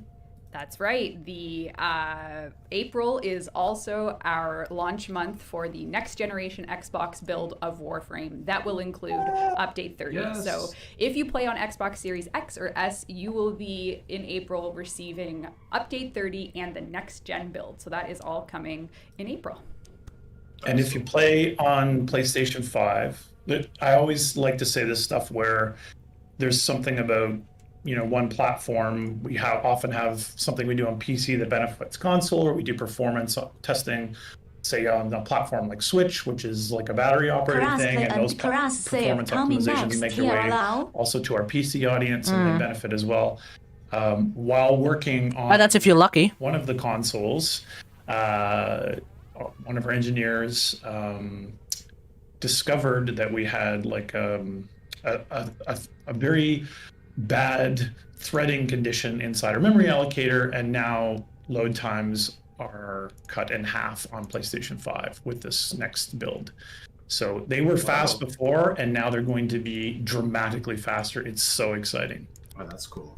So if you are a lucky person that has bought a PS5 off a scalper, then you'll be able to get even better load times. I'm not naming any names. That's not an accusation. Yeah, so it's really cool, and of course this is a transition into a unified build situation on the Microsoft consoles, both this new gen and the one prior, and how that all works in a unified way, a bit similar to how the PlayStation ones work. So yeah, it's exciting. It's all DirectX 12 driven and blah blah blah blah. So let's hope it passes cert without any issues. Yes, it's all targeting April, so we'll keep you posted. Our console community team and the console team have threads that will be going up to give you reference on when to expect what. But indeed, our launch window for everything Call of the Tempestari Update 30 on all platforms is April, and indeed the Xbox Next Gen build will also be part of that for Xbox 10.0. So very exciting, April coming up, and there's actually even more coming. If in it's April, a press E button, Yes. all enemies disappear. Command man. There is. In April as well, we will be kicking off. Now, I know it's March 26th now, and Keen Tenno with a calendar memory would say, hey, where's your 8-year anniversary stuff? And because we have been working on so much... Let's hope it goes out without any issues at the same time, foreshadowing the inevitable bugs that comes with it. The least, from anything from the Corpus Proxima to all of this Call of the Tempestari stuff we're discussing, we are going to be doing our 8-year anniversary content drop for all things celebration in April. I will give you exact dates later, but April is the month that will have all things 8-year anniversary. And if you've been playing, you'll know we have a history of re-releasing all of the past year's items. So whether that be the Dex Sybaris, the Dex Furies, the Dex in other words, a bunch of weapon slots, ladies and gentlemen. Lizette, the armor, the Syandana, there's a lot. So you'll be getting years worth of stuff in alerts. And then for simply logging in, you'll be getting a brand new skin for Excalibur's partner in crime. It's a co-op game. We needed to make another Dex skin. So Rhino will be receiving this year's anniversary skin. So you can check this out. It's beautiful. Rhino players. I missed this completely. What? But this is not a Dex Mag skin, so I'm not interested. Look at the lower part. Always look at that lower part, guys. That cod piece is that's razor sharp. Yeah, exactly. That cod piece is razor sharp right there. Yeah. Oh, I love it. Yeah, it is awesome. So if you don't have any Rhino skins, you're about to get a free... I'm sorry, he's got a straight up axe for a cock. Let's be real here. His crotch is basically an entire axe. It's an axe. You use that to chop down trees. If you're a lumberjack, you basically use that area right there to basically fall trees. That's the idea. When the 8-year anniversary content launches, and if you've missed cool. any year's worth of content, it will be coming back in alerts over time. So like I said, every Dex item we've ever released will be back in an alert for you, and then simply for logging in, you'll be able to get this very, very sweet Rhino Dex skin. And then, you know, if your buddy plays Excalibur, you can go on a little Dex mission and look cool with your sweet, sweet skin. So this will all be coming in April on all platforms. You can look forward to that, and I actually have an image of it too for people that would like to just be, you know, presented with from our marketing team. Well, all the Rhino mains, get in there. The best of asset work. Wow, that feels cool. Yeah. Yeah, so Rhino is getting a skin. It's been a while since we've done a Rhino skin. It feels. It has been a long time. I was just thinking. I know. I'm feeling nostalgic now. That's perfect 8-year anniversary. Nice metallic cod Rhino piece. is aggressive Not subtle at all. Hard to miss. Yep. Yeah. Warframe, man. What's Warframe without a cod piece, I say. Yep. All right, let's do a platinum prize. Sheldon's dying right now. And Sheldon, you can do your very best. Oh, this one will be fine. Yeah. You'll do your very best. Good This luck. one is Sebas Fasto 97. I would say Sebas Fasudo. Sebas. No, it's Sebas Fasto, 100%. It's like, this is like borderline, this name here is borderline Japanese. Set that up. Rhino players that don't use this for. All right. Prearranged. So this is our second plat winner Wait, of the day. what Sebas the fuck? Fasudo, you won 97. You won 1,000 platinum. There you go. Seabass Fasudo. I don't know. You did it. Congrats. Message us. We'll hook you up. You gotta whisper our Twitch. Seabass Fasuto? What kind of a butchering of a name pronunciation is that? We have shown a Dex Rhino. Oh my god. I have something else that you sent me that I'd like to show if that's okay. Yeah, you were kind of caught off guard by. Yes. This was coming up. We actually Everyone surprised was. her. It was I know. great. It was for Yeah. once, Jeff. We Yeah, surprised for her. once. I love it. Yeah.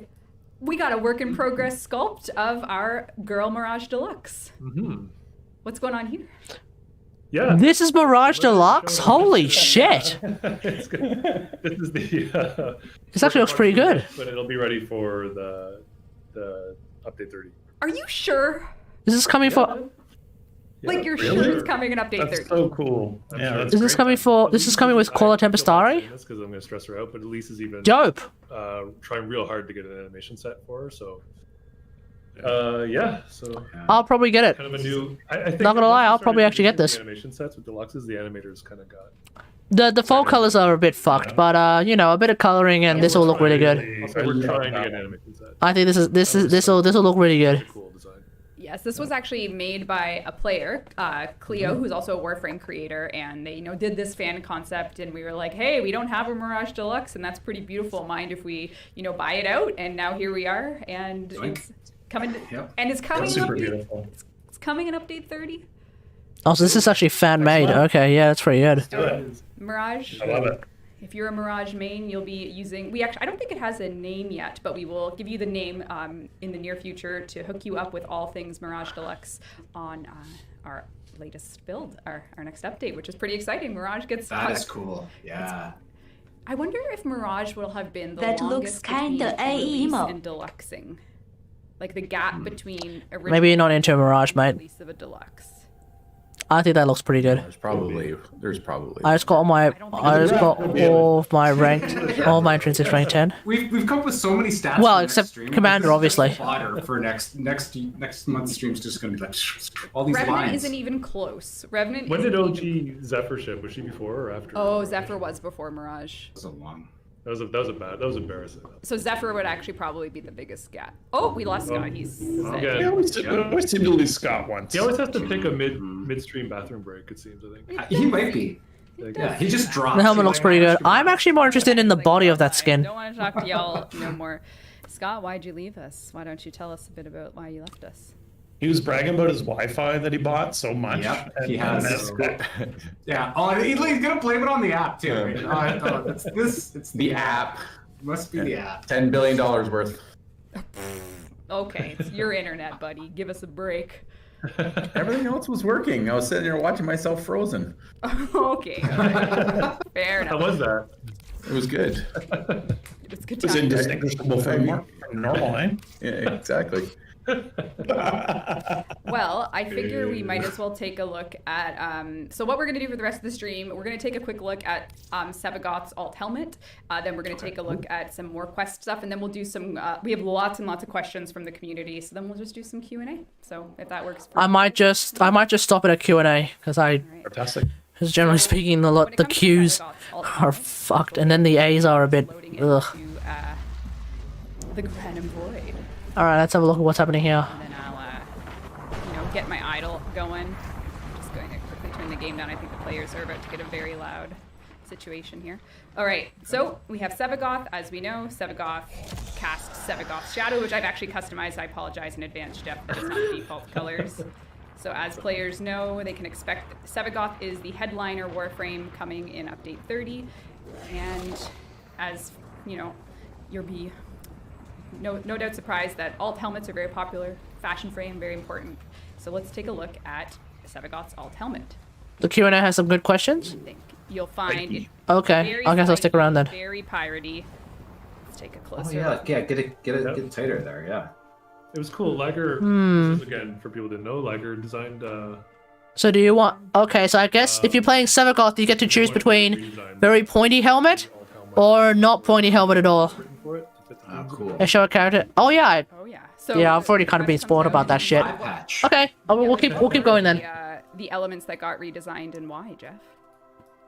I don't know how much I don't really want to give it away, but there's a bit of a pirate theme with the story, so. So the old eye patch. Wanted to be a bit on brand. On brand to have such a pirate style alt helmet. It has like a long ponytail too. That kind of matches. It's less pirate and more sailor. Shawl situation. Trust me. You know, sailors with like the sort of bandana hats. Well, I guess they're kind of pirates too, but they're also like sort of on the deck sailors. And then down the road, it'll be added to Nightwave. So if you're looking to get the alt helmet via Nightwave cred, then you can do that in a future rotation of the Nightwave. But otherwise, he's got his metal eye patch looking very, very slick. Yeah, I like it. That's awesome. It's a cool pose. When you remember Railjack as a ship. Yep. Very menacing would be a word I would. And not a fucking fighter. I think we'll get Well, I think Railjack shanties are more of like a community thing. Pardon me? Like if you have a bunch of people on Discord and you're all using voice chat, then you can do shanties. Sticky. I don't get sticky. No, I like get just like the material. I just feel like I'm gonna go. Oh, I see. Ectoplasm. Yeah, it's gonna be ectoplasm. There you go. That's a great way to put it. Yeah, All right. Yeah, that's what I meant. God. Because he's a ghost. I get it. Because he's a ghost. Yeah, it's a ghost. Yeah, that's what Slimers do. He's ghost-like. All right. Oh, okay. All right. We will jump right into some. I just saw a question that we actually have on the sheet as well, so we might as well just go right into Q&A, and then we can talk a bit more about the quest closer to the end of the stream with some, perhaps some info on an upcoming character. Isn't that right? Yes. Indeed. That's right. Isn't that right? That's right. Awesome. All right, let's jump right into some of the more popular feedback items. Yeah, Ghost Railjack, I heard about that. This feedback even came from console players, just I think from whether they were watching someone on YouTube talk about it or maybe their friend plays on PC. So we do have like a group of feedback from people that have certainly played and given us their 2 cents, and then just like general console thoughts. So I think some questions come down to, when we were going with Corpus Proxima and we were like, we're going to bring core Warframe into this. So we bring volatile new mission type, Orphix, and then defense and exterminate. Some people are wondering if it's possible, or are we planning to let players stay outside the ship and do Railjack objectives while the main mission is going on? So, so Railjack, core, Railjack, or Railjack and core at the same time for some of these missions. That's not currently planned. Basically, AI counts becomes the biggest hurdle with that, because if you basically have two massive game modes kind of running simultaneously, you have to keep the AI count to something usable. And if you divide up the squad too much, then you end up with too few AI to do some of the core modes, and also too few AI. All right, see you, Roger. And then it would get even worse if say like 2 guys went inside to do core warframe, 2 guys stayed outside, and then the 4th guy went and did a POI, that would basically be winding up another set of AI. So it's too much kind of going on at once. So we had the idea of basically cutting it off when you enter the capital ship. Yep. I'm not entirely sure of how I feel about this. I get what he means.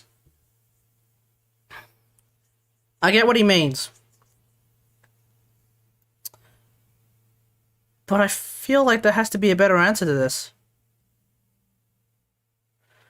If that's the case, then okay, fine. If that's the case, then let's compromise.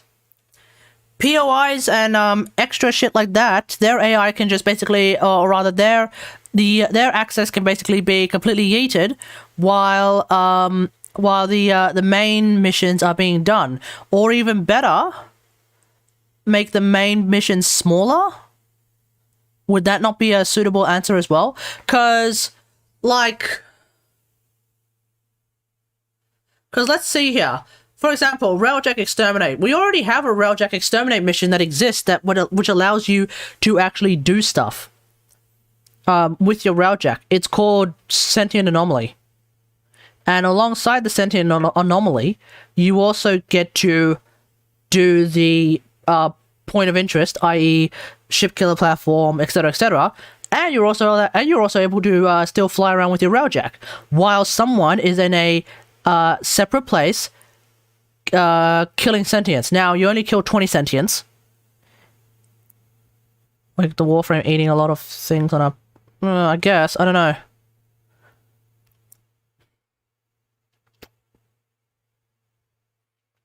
An exterminate mission of 30 corpus. Let's say, for example, that Railjack Exterminate is a lot of Railjack, but at the same time, an exterminate mission of 30 corpus enemies. Would that lag the game? How many people's games lag when they do a Sentient Anomaly run? I haven't seen a whole lot of that. Now, obviously, I have a stronger computer now, so I have survivor's bias. So, you know, let's not use my experience as an anchor. But I don't know. I only lag if I open up background music at the background high ping. Right. So you have like various other problems. You don't exactly have Warframe problems. I don't know. I don't know. I don't think this is a good I don't think this is the core of the reason makes sense. What he's basically saying is we don't want to do right now. We're not entirely sure if this is a good idea because if you have 3 sets of AI, it is probably going to lag the ever-loving shit out of everyone. I get it. But we already have missions that have 3 sets of AI. They're called Sentient Anomaly missions. Hell, some of them even have 4 sets of AI. They're called 5 sets of AI. There are like 5 sets of AI that you can have in a mission right now. It's called a Sentient Anomaly mission. Let's count them. You have fighter AI. You have people in a cruise ship AI. You have people in point of interest number 1. So let's say, for example, ship killer platform. You have people in point of interest number 2, i.e. missile platform. Now, you could potentially say that they're the same, so we'll take one off. Okay, fine. And then you have sentient anomalies. So you could have a max... So we could either have 4 or 5 groups of AI. Who is this? Who is who? Ancient Cultist is just a... It's just a viewer. What do you mean? What do you mean who or who? My laptop can't handle the game on open world or even Railjack. Yeah, in that case, I think your laptop is just too old. But it's like, you already have missions that have 4 layers of AI, right? What that basically means is, if DE were to maybe smallen, bring down the size of the core mission, that might be it. So, for example, Exterminate mission. Instead of 74 enemies that you need to kill, maybe 30 or 32. You know? 32 enemies that you need to kill in the exterminate. Cool, whatever. Remember, it's still a Railjack mission, guys. So, core gameplay involved. Yeah, that's cool. But, you know, in it. 30 players. How about that? The defense missions. Right now, one of the bigger problems with the defense waves is that they're actually sleep-inducing. Why? Because they're often too long. Not it's defense, it's sleep-inducing by itself. Maybe no, not half. Maybe cut the enemies that show up by about a third. Maybe that'll fix your AI problems. I don't know. Volatile is probably fine. And what else is there? Orphix. Devs sitting there watching us. Yeah, 5. With Orphix, just lower the amount of enemies that show up, I guess. Reducing would be all useful. All I want to do is keep it. Yeah, exactly. Like, that's. I don't know. I think the bottom line is what Scott is saying makes sense, but I think there is actually I think there may be a suitable answer to that. Let's just keep going. Yep, it makes sense for the game to work and run, but I think some players are wondering if we'll see other mission types come in, you know, spy. Yes, 100%. Yeah. Okay, cool. Other mission types are good as well. Yes. Yes, spy is coming, and I think one thing that we've kind of talked about is assassination is coming as well as part of the Corpus Lich changes. Yeah. So and obviously, Corpus, obviously, Railjack assassination is coming. Star chart right now with the defense and exterminate, and even the volatile, and they're looking at winding up new modes to kind of remove the duplication in the star chart. Yeah, I would say just based on what players are saying, they wouldn't mind seeing the defense duplications be cut for. Well, yeah, we would too. It's a matter of development time and making sure that we get it all done. As a prototype, I think they had every core Warframe mode working with this setup. So you would play the intro in the Railjack and then into the core mode. At one point, that was all working for every mode. As we've developed it further and finalized, some of the modes obviously fall behind and don't work anymore, but they're going back and fixing up some of those. So there will be some new ones added in. Awesome. Yes. Well, that will be something to look forward to for Tedo that we're asking about that. I think that was probably one of the more, like the most broad popular concepts and discussions in the feedback areas were mission type choices. And I agree with that too, yeah. Another one we have, and this is because like I've seen some contradictory threads, so it's like it's not. I wouldn't say it's easy to say what side of the community thinks what, but it's more popular that the rank 10 gunner people are still avoiding doing. But I saw one thread that was like it's actually if you can use rank 9 and the reload, the heat accretion. But any plans on revisiting the drawback for gunnery rank 10 in terms? Oh God. I was talking about that as well.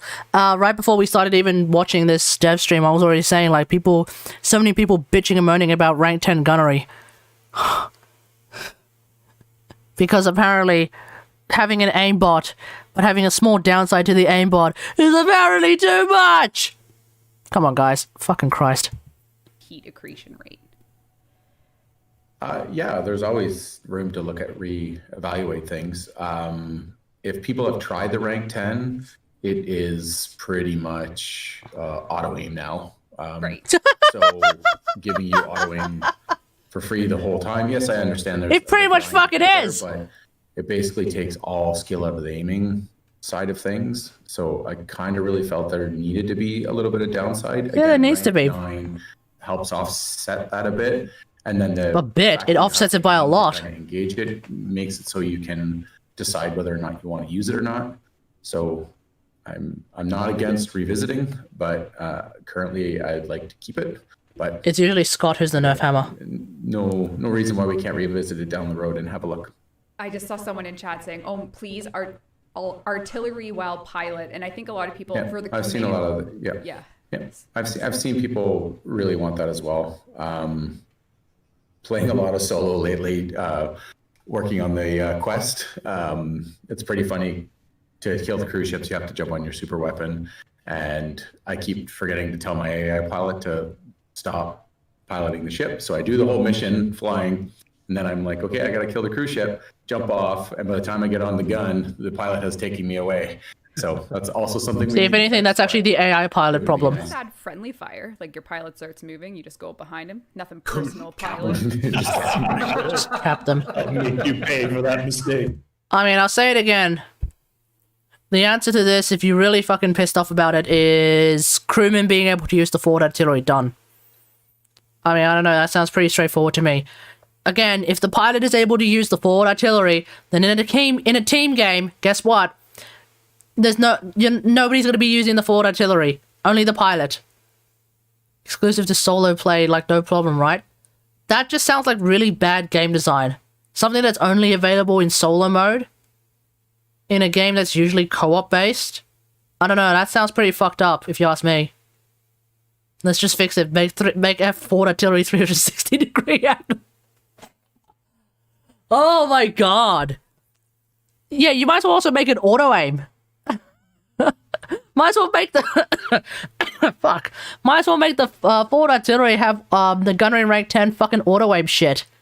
You know, make it 360 degree. It'll auto aim and it also auto aims at an angle of about 180 degrees. So as long as you're even like slightly looking in the general direction of a cruise ship, as soon as you right click, it auto aim snaps to the cruise ship itself. And then you'll always get like the engine shot. Like holy fucking shit.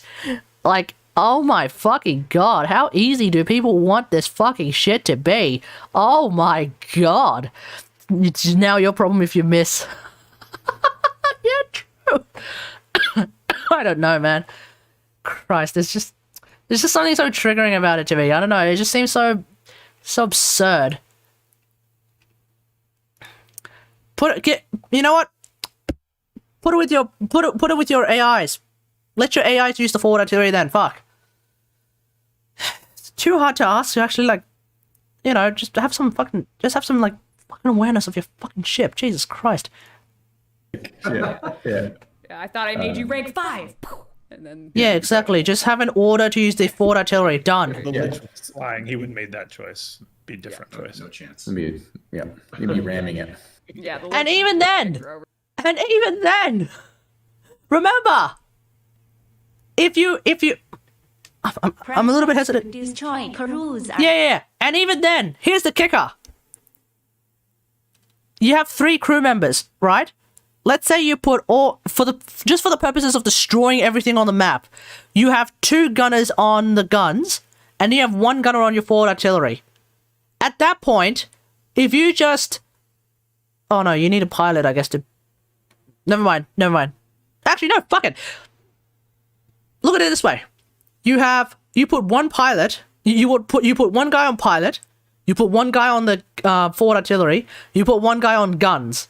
Now, if the pilot and the forward artillery AIs work together, guess what? You don't even have to press a single button, you destroy everything on the map.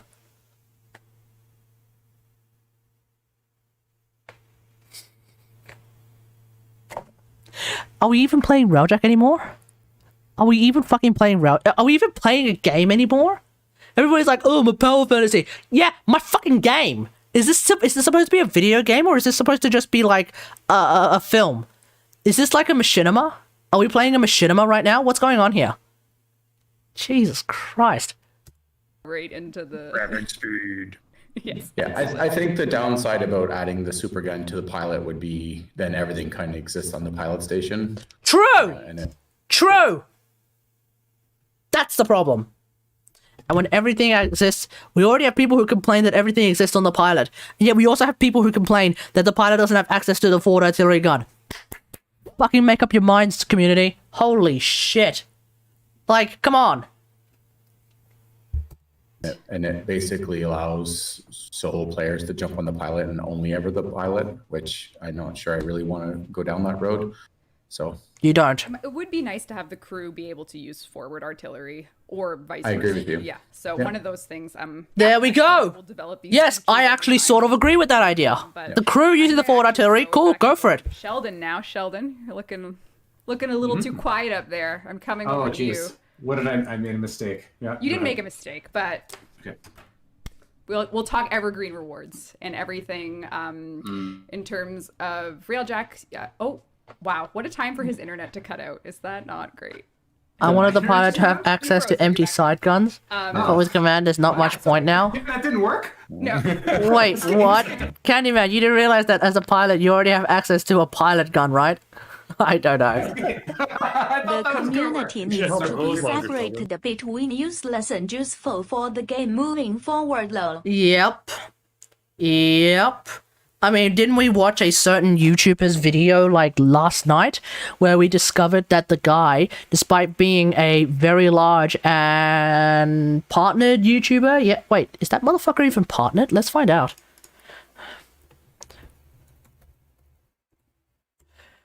Is that motherfucker even partnered? Let's find out. I'm not gonna say who it is. I'm just gonna see if he's oh, he is partnered. We watched a partnered YouTuber's fucking video on Railjack, quote unquote, Railjack 101, and the motherfucker didn't even finish his intrinsics by the time he made his video. Holy fucking shit! Imagine being a partnered YouTuber and still trying to make a 101 video on Railjack and still not even finishing up your intrinsics by the time you make the video. Oh my god! You're a partnered YouTuber, my dude. And you're trying to make a video where you have, at the time, well, the last I remembered, it was like, what? It was like, 10... No, fuck. It was like 9, no. It was like 8, 10, 6, 10, 8 or some shit like that. It was like, that's like fucking embarrassing, dude. It's so bad. Yeah, there's just so many, oh god, there's just so many people with so many opinions on Railjack that are just so fucking brain dead. It just makes me fucking lose my shit. It really just makes me lose my shit sometimes. Yeah. It's funny. Right. So when we're looking for rewards for Railjack, we have our pool of like usual, like the credit rewards at end of mission seems to be great. Lots of people are raking in the credits.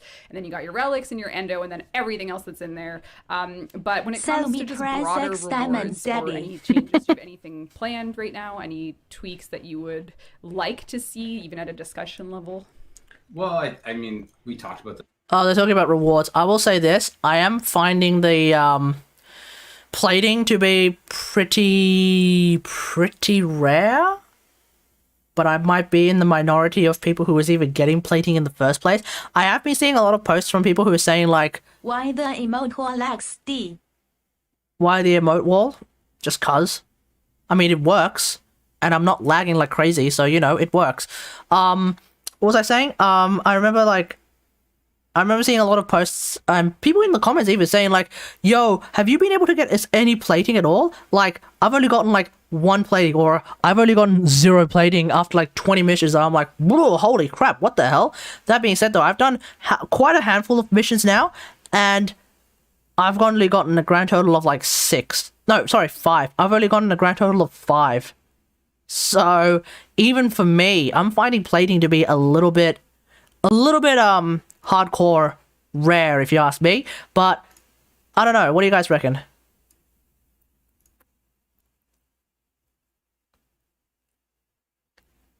You've only gotten 2 Z key plating? Interesting. this already before, but we haven't. It just I've only gotten 5 actually.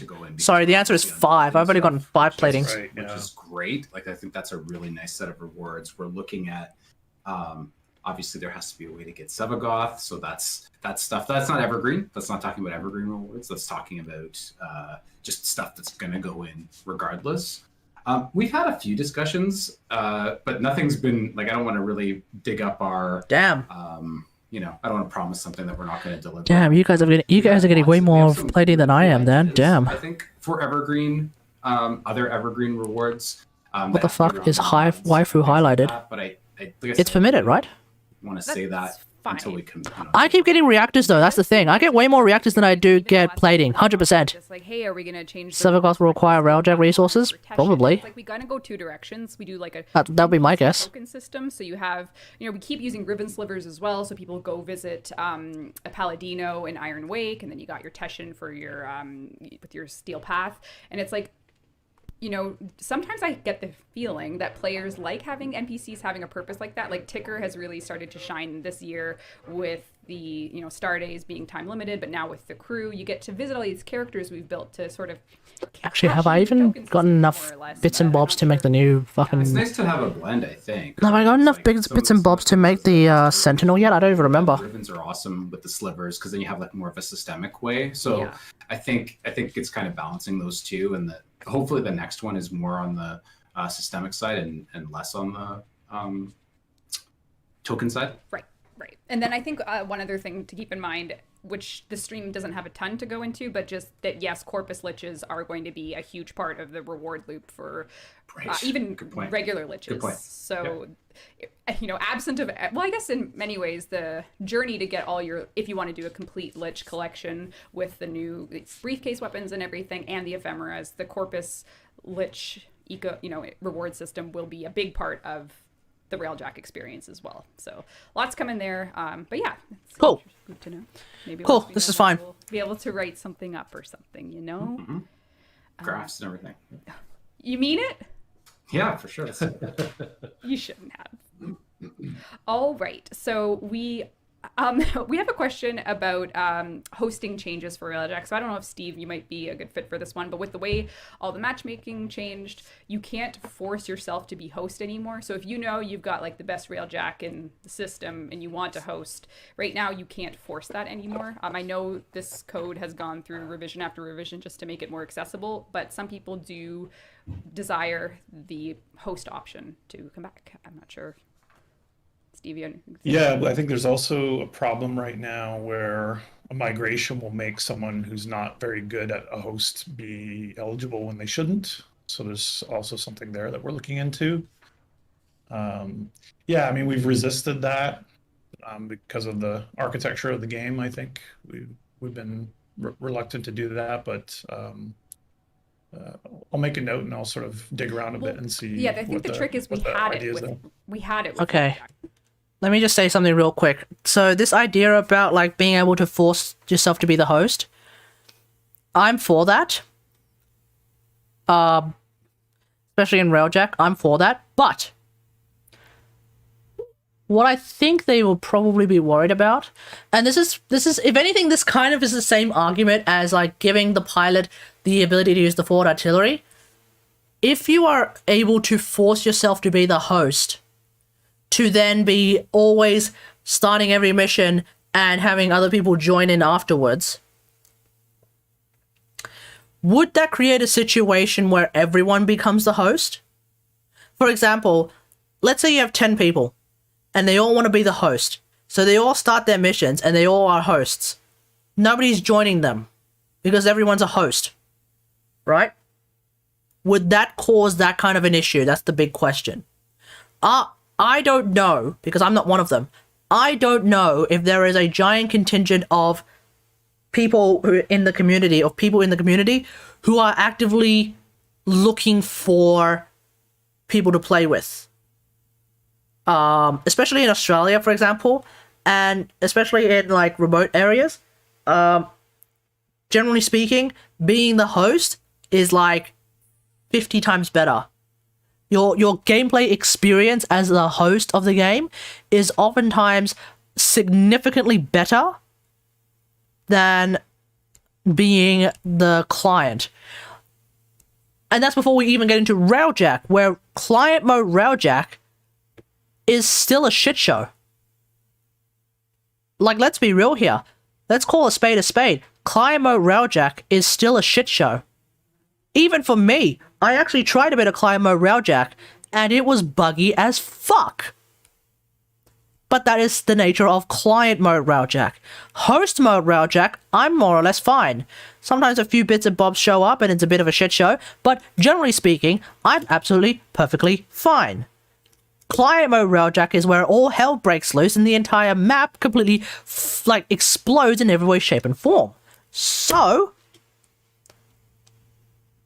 you know, before we even get into Railjack issues, just the game itself, and I think this is more of like the fuck, what's the word I'm looking for here? The psychology of the player. if you are given the option to always host, will you ever turn that off? That's the question. And then, if you don't ever feel like turning that off, hey, Isa Azizi, how's it going? If you ever don't feel like turning that off, then would it not therefore be reasonable to be worried about this idea that nobody will turn it off? And if nobody will turn it off, then we have nobody who's interested in playing client mode. Therefore, you can be the host all you want, but nobody's gonna fucking join you. It's solo all day, every day, you know? So whilst on the surface level, I am for bringing back the whole Railjack hosting thing because it was good. There is that worry in the back of my mind that something like that will cause everyone to want to host, and if everyone wants to host, no clients, no real team. At that point, everyone might as well be playing solo. At that point, Commander Intrinsics, get fucking used to them. So, I don't know. Like, you have Commander Intrinsics, you have your crew, I get it. But in terms of, like, getting actual people to join your team, I don't know. And there are things that are really great about having people who join your team. For example, having someone in the forward artillery gun so that the pilot and the forward artillery gunner can fucking work together. I think this if anything, this speaks to the psychology of gamers, the psychology of man. If you can choose to host, which is oftentimes a better experience, would you ever give that shit up to be a client? That's the big question. I subbed and liked. I'm a head out. Oh, okay. Well, your YouTube subs are apparently not what's the word I'm looking here? Public. So you didn't get a thing pop up. For example, if you subbed and liked, I would know pretty easily when I do this. Shuck it, duck it! Because that would actually happen automatically. But I think your subscriptions are not public. Therefore, I don't know if you actually subbed or liked. I don't know at all. I certainly don't know if you liked, but I don't know if you subbed. They need to do something about the crew pilots on solo videos when they're flying towards objectives. It's kind of not fun. Also, yeah, I think if they could do something about AI pilots, that'd be great. Oh, my eye's itchy. Fuck. If they could do something about AI pilots, that'd be great. But yeah. We did, and we've resisted it everywhere else, though, right? So there might be some metrics that are failing us there that are better in the ground missions. So I will make a note. It is definitely something that is, yeah. How do you say that? We don't really like the situation. Just opening it up to say yes, no can create other problems for us. So we're not quite sure that that's. Oh. It's convenient. Yeah, I know. Rip Steve. His internet sucks. He was kind of bragging about his upgrades. To be fair, he's Rip Steve. as well. I don't even let my crew pilot anymore. I let my crew pilot when I'm off doing Actually, that's what when I'm doing the objectives. That's when I let my crew pilot. Steve got claimed by this. The soul encryptor has encrypted his soul. It's the only way to save him. We have to everyone do some 0011100011110 in chat or the soul. For a second, I thought Rebecca was about to get into some D&D shit. It's like the soul encryptor has encrypted Steve's soul. Now, if you want to free him, you're going to need to roll a D20 for initiative. I want all of you now to roll a D20 for initiative. Go. I'm going to roll a D20 as well. Fuck it. Everyone roll D20 for initiative.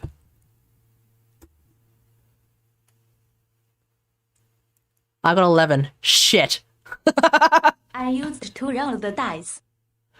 So if you roll D20 for initiative, guess what? He has an initiative of 15, so he starts off first. And if that guy starts off first, he does what is it? He rolls a D10. He has like a D10 plus 5 to see if he hits. 5, 11. Fuck, that's a hit. So if you, so he does a D roll D 20 plus, like he does D20 plus 3 damage. Shit, I'm dead. I'm dead. GG. I'm dead, guys. I'm fucking Gonskis.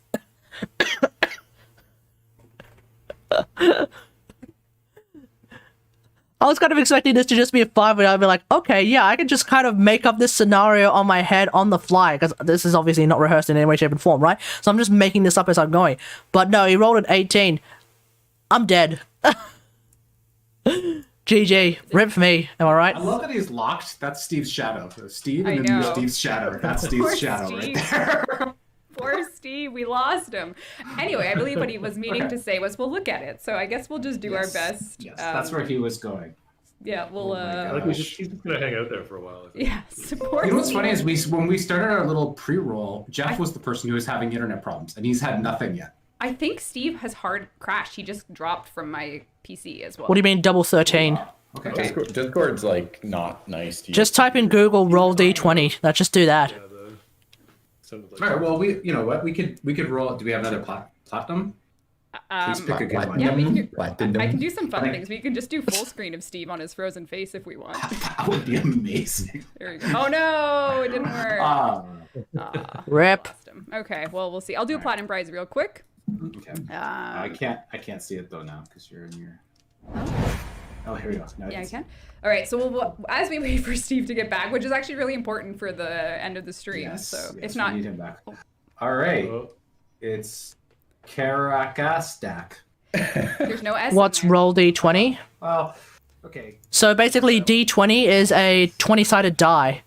So you notice how, like, when I type in roll D20 on Google, so you see this dice that gets rolled? There are 20 sides to it. Yeah? So you basically roll a 20-sided die, you get a number. Okay. So that's how that works. And then, like, in D&D, you tend to use these 20-sided die to get a random number, which you then use for, like, scenario shit and shit like that. You gotta... Wait! Recommended. You got a natural 1? Savage, are you sure? Send me the screenshot on Discord right now. Savage, send me the screenshot. We're pausing this right now. Send me the screenshot on Discord right now.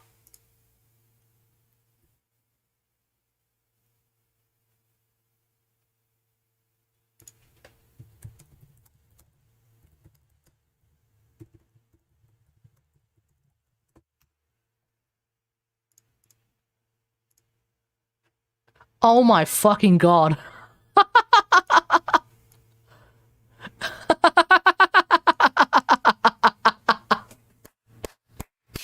Natural 1.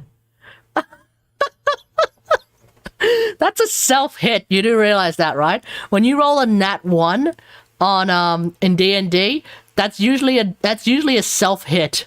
So Savage, roll the D20 again, and that's how much damage you take. And put that screenshot on Discord. Holy fuck.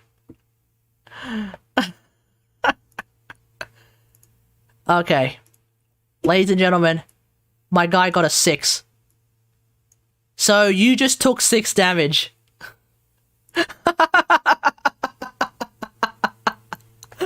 Oh, that's so sad. That is so sad.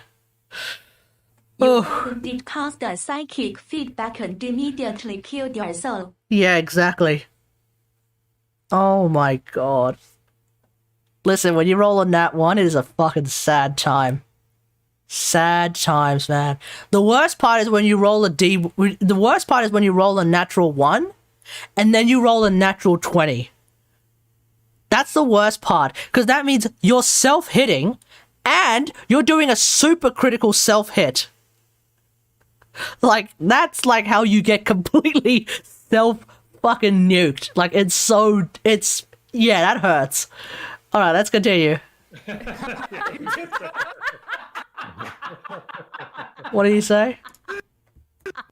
Attacker shoots crack attacks. You're back. Hi, Steve. Oh, there he is. Hi. Guess who bought? I Scott recommended.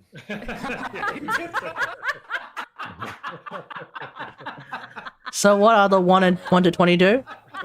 Oh, they're just basically it's just basically a way of using randomized numbers in a game. That's what it is. We'll be putting a sponsorship link in before the end of the stream. Leave Scott alone. Except me. Fine, I'm gonna ask fine. you. I'm asking you. I think we're just a few. The first phase? Oh, whether or not you hit something. Oh, we can explain it later. Let's just finish watching this thing. Fine, greatness. All right. Anyway, I mean, that was apropos for a discussion about host migration and hosting, wasn't it? Yeah. Fair enough. All right, we have a question about: are we ever going to let pilot or people with Railjacks decide between what side gunner gets what gun? Right now, there's one side gun both in the gunner position. Will we ever allow a Railjack to carry 3 armaments insofar as the pilot has one, side gunner dorsal, and then ventral each have separate guns? In my perfect... Before they answer this, is anyone actually asking for this? I've never seen anyone ask for this. I've never even really thought about it, honestly. Generally speaking, yeah, this is probably a good idea. But I've never heard of anyone ask for this, so I don't even know if this is really a thing. You know, has anyone seen anyone ask for this idea of having absolute full customization? Just keep in mind, when that happens though, what's going to be the case is you'll need to, instead of having, say, 2 Zeki talons just instantly, what's going to happen is you're going to need to actually find 2 Zeki talons. You know? If you want to do that. Or like, you asked for it once? Oh, okay, fair enough then. I've just never seen any, like, I haven't even seen a Reddit thread on this, so I don't even know. Like, I don't know, I've never heard anyone even bring this up before. But okay, cool. I'm for it. I'm not against it necessarily. You know, just keep in mind that it just means that you will need to farm more weapons. Just keep that in mind. Right now, you could very quickly have all of your weapons sorted out with 2 weapons, but you're going to need to have a 3rd weapon, which generally speaking you should be fine anyway, because if you're someone like me and you do actually and you are actually now starting to hoard different weapons, yeah, that's not going to be a big issue at all. But yeah, just keep in mind that's going to be that's obviously going to be the flip side. Perfect world, one of the things that fell off the table with the Railjack rework was the artillery position was also going to get regular turret functionality. So I think when we get around to actually doing that, I'd like to allow you to equip per station gun selection. So yes, I'd love that. Awesome. A lot. Times 2. Very cool. Here's That was an easy one. Can I have more like that? Yeah. What the fuck is Scott drinking? It's like KFC the drink or some shit. What the hell is that? What the fuck is that? Is anyone here from Canada? Or hell, even America? You might know what that is. What the hell is he drinking? Steve again. No, that's a better one. The D&D roll is Probably drinking oil. Oh no, he is texting me, so I do have eyes on him if he would like to say. What, of the olive kind? We have a question about how the Void Storms are going to work, Sheldon. Is there a chance that we can open 1 relic per player in Void Storms? I've accumulated more relics than I can open in a reasonable amount of time, and it would be nice to speed up the relic opening process. They want to open more relics in a mission. Is that what you're saying? Or just should they all be able in one go? Yeah, which is Redeemer is asking, what's a KFC? I'll tell you what the answer to a KFC is. A KFC... HP. Yeah, man. Look, a KFC, Redeemer, is how to get a heart attack. Sorry, a KFC is basically a tasty heart attack. That's what it is. A KFC is a tasty heart attack. So yeah, there we go. Oh, I just realized I actually had the audio down. Fuck. It's a bit tricky because, like, the balance for us is, hey, this is Prime Access is our free-to-play sort of, like, system, but I don't think you're going to be able to get to do more than one, but sorry. KFC, Pepsi. What the fuck? Only one reward. So they're basically burning multiple relics to get one reward. If you only let them select one thing, then you could let them crack multiple. Could. Wait, didn't I bring up this idea before? I swear I brought up this idea before. One person, burn like 5-10 relics, pick one thing, fuck it. I swear I've actually thought about this before. So Hoki, this is a little bit different to give me everything for free without effort. I get what I know what. Well, I sort of understand where you're coming from, but let me explain the idea that I think they're trying to talk about. So, let's say, for example, who the fuck is coming soon? Who will be very interesting? Who's coming after Octavia Prime? It would be shit. Who's coming after Octavia Prime? Gara Prime? Okay, let's say Gara Prime comes out and you have 10 relics, right? And so you have 3 relics that give her head, 2 relics that give her systems, 1 relic that gives her blueprint, and 4 relics that give jack shit. Oh no, ignore the 4 relics that give jack shit. And 4 relics that give... What am I missing? 4 relics that give her chassis, right? So 3 head, 2 systems, 1 blueprint, and 4 chassis. And so what do you want to do? Do you want to go through them one at a time, really fucking slowly, or burn through the 3 what did I say? 3 head. Burn through the 3 helmet ones, just like that. Burn through them in one mission. All three relics in one mission. It's a very high risk, but potentially decent reward mission. Now, you burn through your 3 relics, right? You burn through your 3 relics, but that doesn't mean you get to choose 3 options. No. Burn through 3 relics, but you only choose 1. So let's say, for example, you burn through all three relics and you don't get her helmet. Bop womp. Better luck next time. But you know, so that's basically normal. That's essentially you've done what you normally would do, but faster. Okay, cool. What if you burn through all 3 relics and you get 3 helmets? Now, it's highly unlikely that you're going to get 3 helmets, because maybe that shit is rare. But what if you burn through all 3 helmets? Sorry, what if you burn through all 3 relics and you get 3 helmets? Tough shit! You only get to choose 1. You see that? You only get to choose 1. So there's a high risk, high reward kind of scenario here. I think this is not necessarily a bad idea. In fact, I actually think this might be a good idea. What do you guys reckon? What do you guys reckon? It's basically a faster way to get one specific thing. What do you guys reckon? I'm gonna quickly and I'm gonna get something to drink real quick. I'm getting thirsty. I'll be right back. Let me bring the music back up. You like it? Yeah, I think this is probably a good idea. Steps up your porch, and I reflected on the memories, but I put out that torch. Can you say that I disappeared? Can you say that I wasn't there for you? Can you say that? Can you say that? That's what I'm looking for.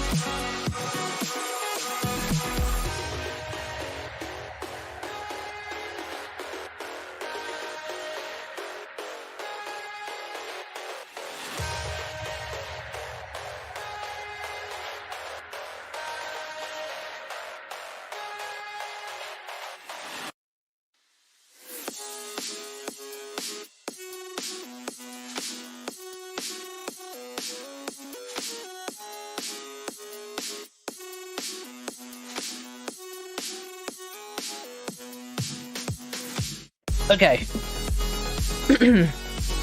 The bulk of the grind becomes farming the relics instead of cracking them? Yeah, sure. Sure. That's a fair point. Let me think about that one. Because I feel like there is a legitimate response to your concern there, Derek. But I don't know what that is. I feel like there is a legitimate response to that.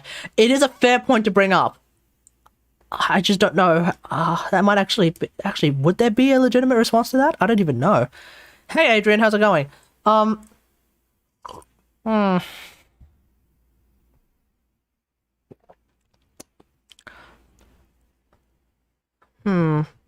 keep in mind. Okay, well, look at it this way. Yeah, okay. Yeah, that's fair enough.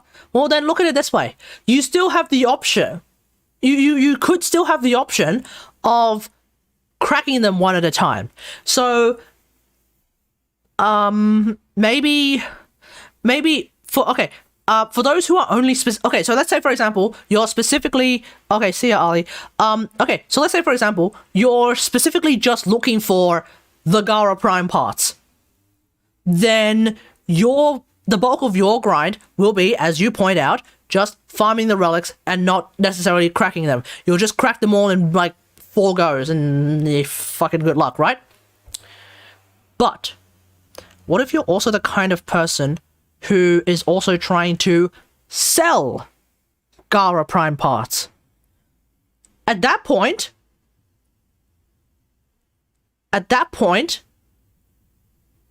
your farm relics sell. Oh yeah, you could do that too. Yeah, that's fair enough.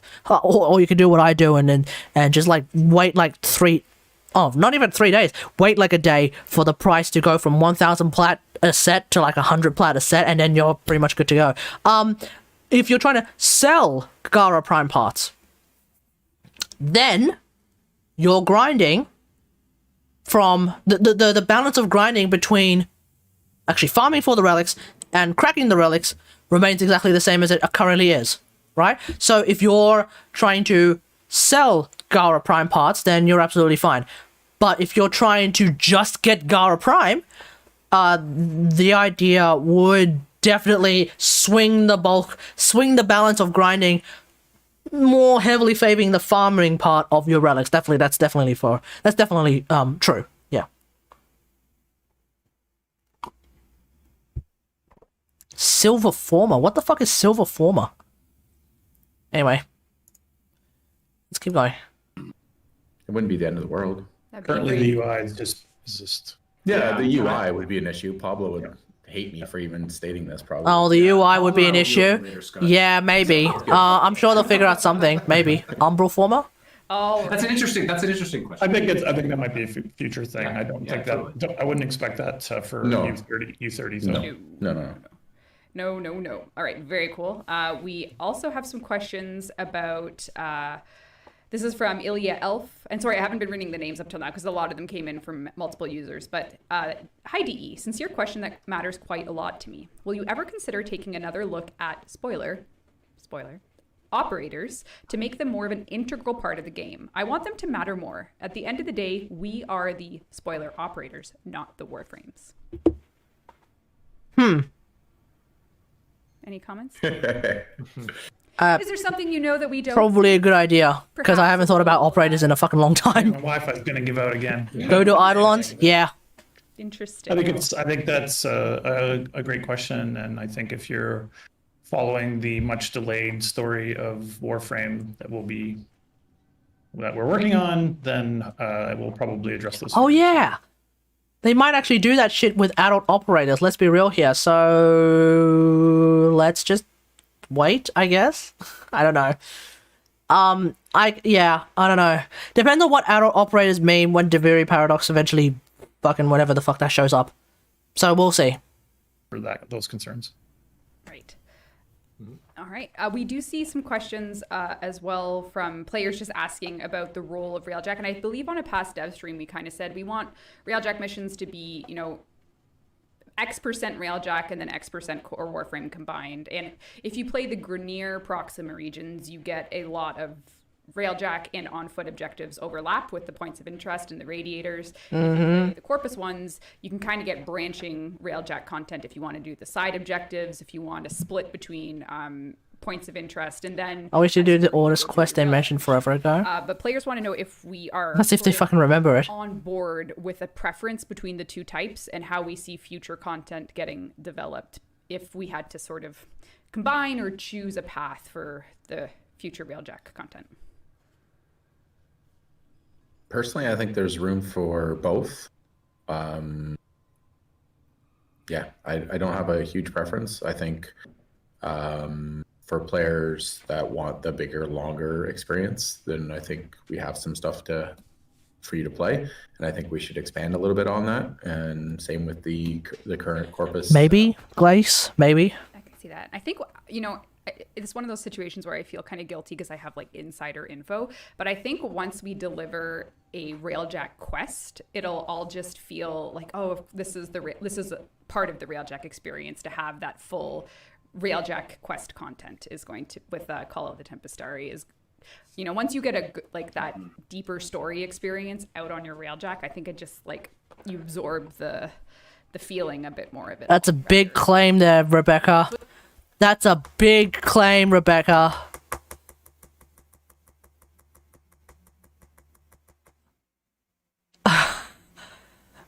That quest better be really, really fucking special, mate. Because if you're suggesting that a quest will change my mind on how Corpus Railjack missions work right now, that is a fucking huge claim, mate. Let's see. We'll see. We'll find out. Which we'll talk a bit more about at the end of the stream, but not quite yet, I'm afraid. Not quite yet. Not quite yet. We're not ready to absorb the feeling yet. Actually, maybe we are. Maybe we can absorb. I'm just not as comfortable. Yeah, it's yeah. I mean, the bumpy week, I think, with some of the transition issues, or like stuck in the loading tunnel. Do we get to seek a volley Natar? Imagine that. It's like, Tenno, I, and you're like, I, no. It's like Lotus is like, Tenno, please forgive me, and you're just like, no. There's my Railjack. Fucking seek a volley the crap out of her. Let's go. Natar was forced. I don't give a shit. I don't give a shit. There is no Natar. Sorry, not Natar. There is no Lotus. It was all a lie. And if it's all a lie, she's not my real space mom. Is she? Therefore, there's the Seeker Volley. Sorry, there's my Railjack. I'm gonna Seeker Volley the shit out of her. There we go. Done. Lotus is dead. But what if there was no Lotus? But what if there was no Lotus? Whoa.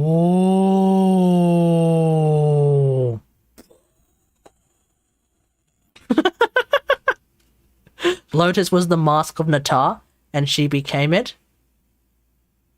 Right. It was all a lie.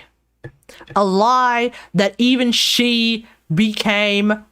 a lie that even she fell for herself. There is nothing worse for a scam artist than falling for your own scam. Natar was a scam artist who fell for her own scam. There's my Railjack.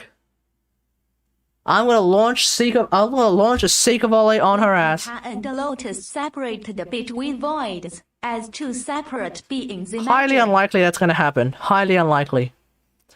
Either way, what's also probably going to happen is if you Seeker Volley Natar, then you get to have someone... Oh, shit. Sorry, mate, I just realized this was all the way over there for some reason. There we go. Hey, Master Zombie, how's it going, mate? If you... you Seeker Volley Natar, you destroy Natar, you destroy any remnant of the Lotus. You know what happens? your missions can now be directed by someone who quite unironically says, I didn't know you streamed on Twitch. oh hell yeah, early lunch for Conjo. You get to have someone help you direct your missions when they say unironically, early lunch for Conjo. Hell yeah. Imagine Lotus is stealing the Duviri paradox or has something to do with it. Maybe that's part of the paradox. We'll find out. Issues, I think, certainly makes that experience feel a lot less polished than it ought to be. I think the game is experimental, and some things, take a while we have to sort of let the paint dry and kind of see where this lands. Mimics do be mimicking, am I right? I'm excited to see the game coalesce and be more a mix and match of, if you're interested in this today, go do that. If you're not, then go do some spearfishing, and having that diversity is difficult for us to manage, but I think is an interesting part of what makes the game more unique. All right, see you, Savage. So, Hunter, yeah, I don't. the capture dog is dying. I agree with Scott that there's a place for it, and I think ideally you can advance. Hunter, the capture target is dying. Early lunch for Konzu! And make progress, and when you come to Warframe, you can just sort of decide what you're feeling like today. But I do, Scott and I have been talking a little bit about. Think about it. The session management and the commitment, and Railjack with the shared ship, and a lot of changes help that a ton. But it is kind of more. It's more like putting a party together, and really, you're committing to a longer stretch of time. It's harder to have a bite-sized session in that mode of play, because there's a lot more pressure on group cohesion, which as designers is very interesting and attractive, and as players can lead to a lot of increases in the feeling of friction when you're playing it that way. So well, I just saw people asking about quests, and they're like, is the quest co-op? And generally our quests are single player, because it's kind of for those same reasons, right? It's like you don't want that pressure, so it's balancing those two things is tricky.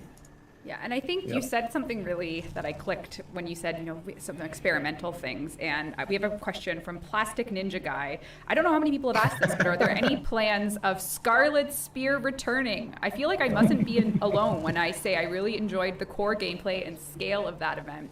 And Steve, I know you're no longer collected to Parsec, but because I'm on the dev build, I'm able to hop in to the Scarlet Spear relay. And I kind of agree. I think when you're talking about, this was our first update and working from home. It was our most experimental tech to date, I think, with the uplink. But I think a lot of people would like, and it's not even just, it coming back, and I'm not making any commitment, and I'd rather just discuss than, anything. But having it come back might be good to set up some narrative stakes, like who is this fellow that's staring down? Maybe players don't even recognize him that would need to get to see the scale of Scarlet Spear. And I would like to see Scarspear come back. I'll just say it right now. I like Scarspear. I would like to see it come back. Scarlet Spear, but yeah, I don't know. This is something that I'd like to see it come back. I'd like to see if we can give it a little bit of update, which would be nice. I think we've learned a few things, and the game's moved on a little bit from it. So a little bit of updating, I think, is warranted. I think one thing that they do need to change with Scarspear. This is one thing that made me not fucking understand it at all. Is with Scarspear, there was the defense target when it came to space. If you were using the Railjack, the Railjack's defense target, for some inexplicable reason, invulnerable, which meant you didn't actually need to defend anything with your Railjack. What I think they need to change is to actually make it that you have to defend something with your Railjack. Especially now that Railjack is in its current state, even more of a reason, even less of an excuse to not make it invulnerable. Oh, hang on, what am I saying? Even less of an excuse to make it invulnerable? There's no excuse to make it invulnerable. It should be invulnerable. It should be vulnerable. That's the deal. The thing that the Railjack needs to defend, which is the fucking it's like a oh, what is it called again? It's a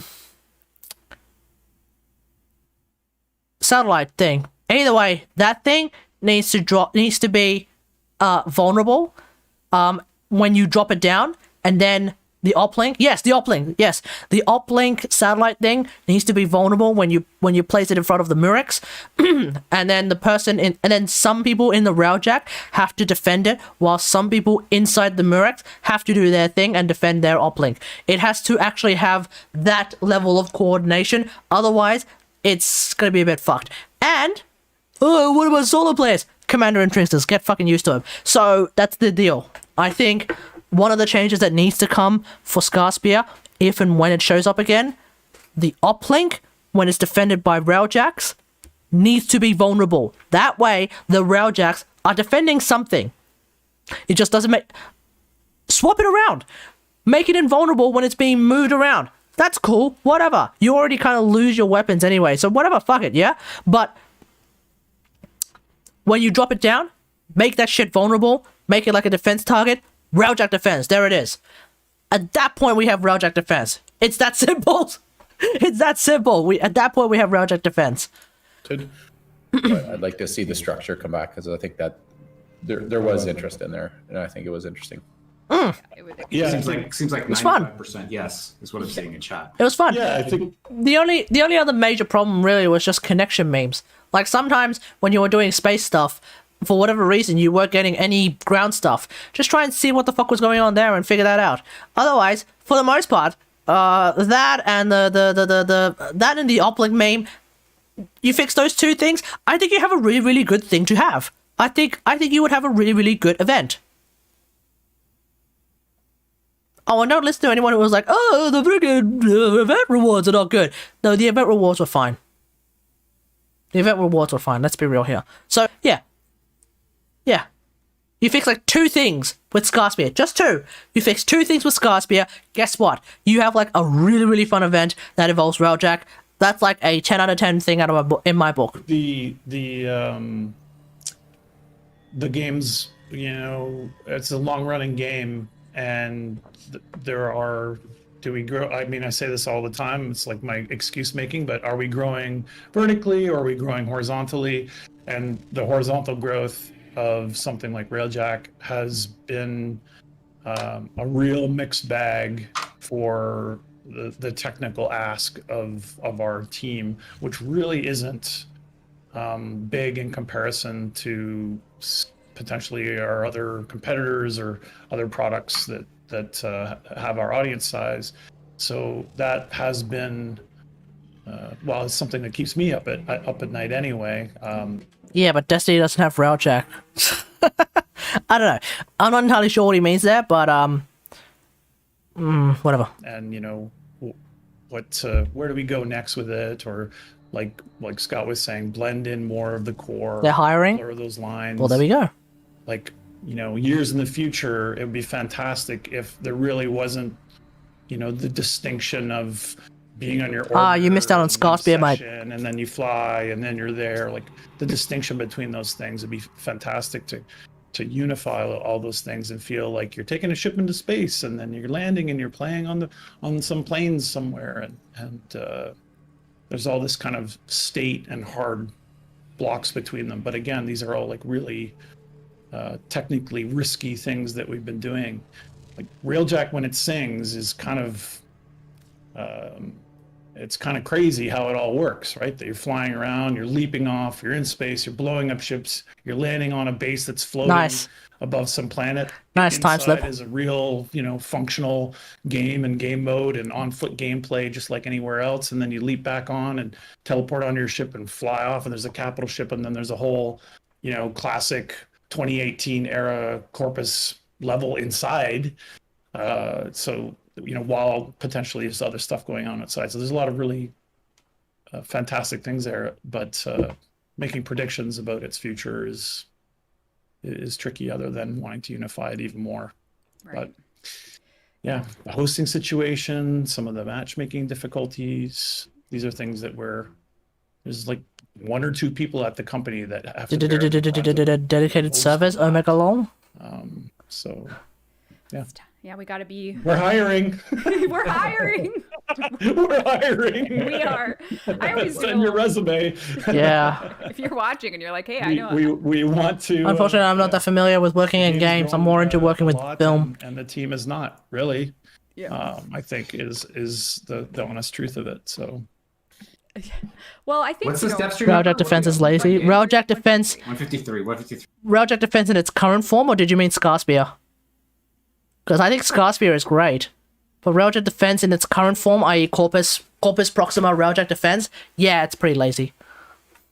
Yeah, so send your resume attention, DevStream 153. Excellent. I think, like Scarlet Spear and it also has like the stakes of the world feel pretty great. If you look at it like, and you're like, okay, here's what's happening. Here's who the characters are. And when it comes to characters, we know. Shit, I only know. Yeah, shit, my experience is C# as well. Quest, but we're also, dipping our toe into one or two teases with the, let's say, Unity uses C#, right? Yeah, I only know C#. And Steve, I don't know if there's something, or even Jeff, before I show a little video here introducing a certain someone, before I do that. Anything you want to say to set it up? Yeah, I think this kind of this quest is a pretty cool kind of sneaky segue into the update to kind of follow. Ew, C#. And yeah, I think just as the quest kind of developed, and I'll send my friend Sean over. We realized this. He's a whiz at programming and shit like that. To the story, and I think even degree and experience and release games. Yeah, they'll be demanding a bunch of stuff. Last-minute changes to try and give some more context and some more world building. I think will really help kind of the stakes of the liches and the relationship. All right. I'm going to mute you guys and just take a full screen takeover of something to look forward to. Here we go.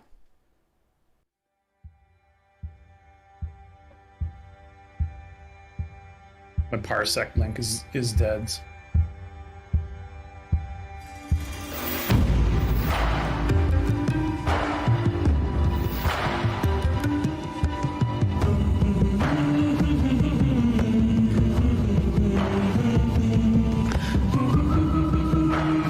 What the fuck is going on here?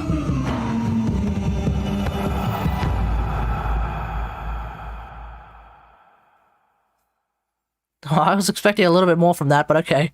All right. So we have Vala coming with Call of the Tempestari. That was your first look at Vala, and maybe your first listen at something that will be part of the music's nice though.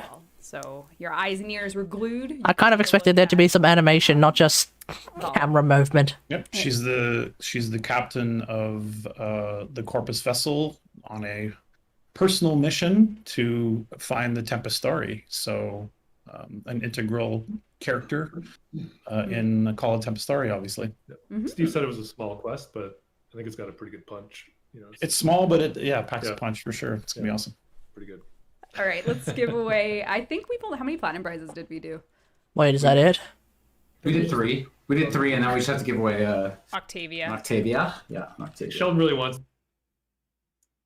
Gift of the Lotus alerts as of right now. So if you want to get your built forma and your built aura forma. Okay, I think they just Plexus, you Here we go. bring it into your Railjack missions, and Vala's Luffy, yeah. Because if you want to max your Plexus, sit in where the She place may that it be works, a which is your pirate pilot seat or captain. your gunner seat, Yeah, maybe. feeding your affinity to the Plexus, and that's the optimal way, and in fact, only way to level it. And then the rest of the time, you're getting your shared XP and doing everything else. But some players, specifically those who had like the pre-rework affinity relationship, which was you can sit on the Railjack with your operator, get your shared affinity there, rank up your stuff, want that back, but things have changed. So I'm not sure where you're currently sitting at in terms of the affinity share relationship across the board. Things have changed. Yes. I'm only here so I don't get fined. Okay, that's fine. Hey, I'm just no. I'm a chatterbox. We've been going over this. Like a Warframe kill is. Who's more pirates, Sevagoth or Hydroid? Okay. Poll has been asked. That's fine. A poll has been suggested. Who is more of a pirate? Question mark. Sevagoth or Hydroid? Here we go. The straw poll is being placed now. Hey Google, set a timer for 5 minutes.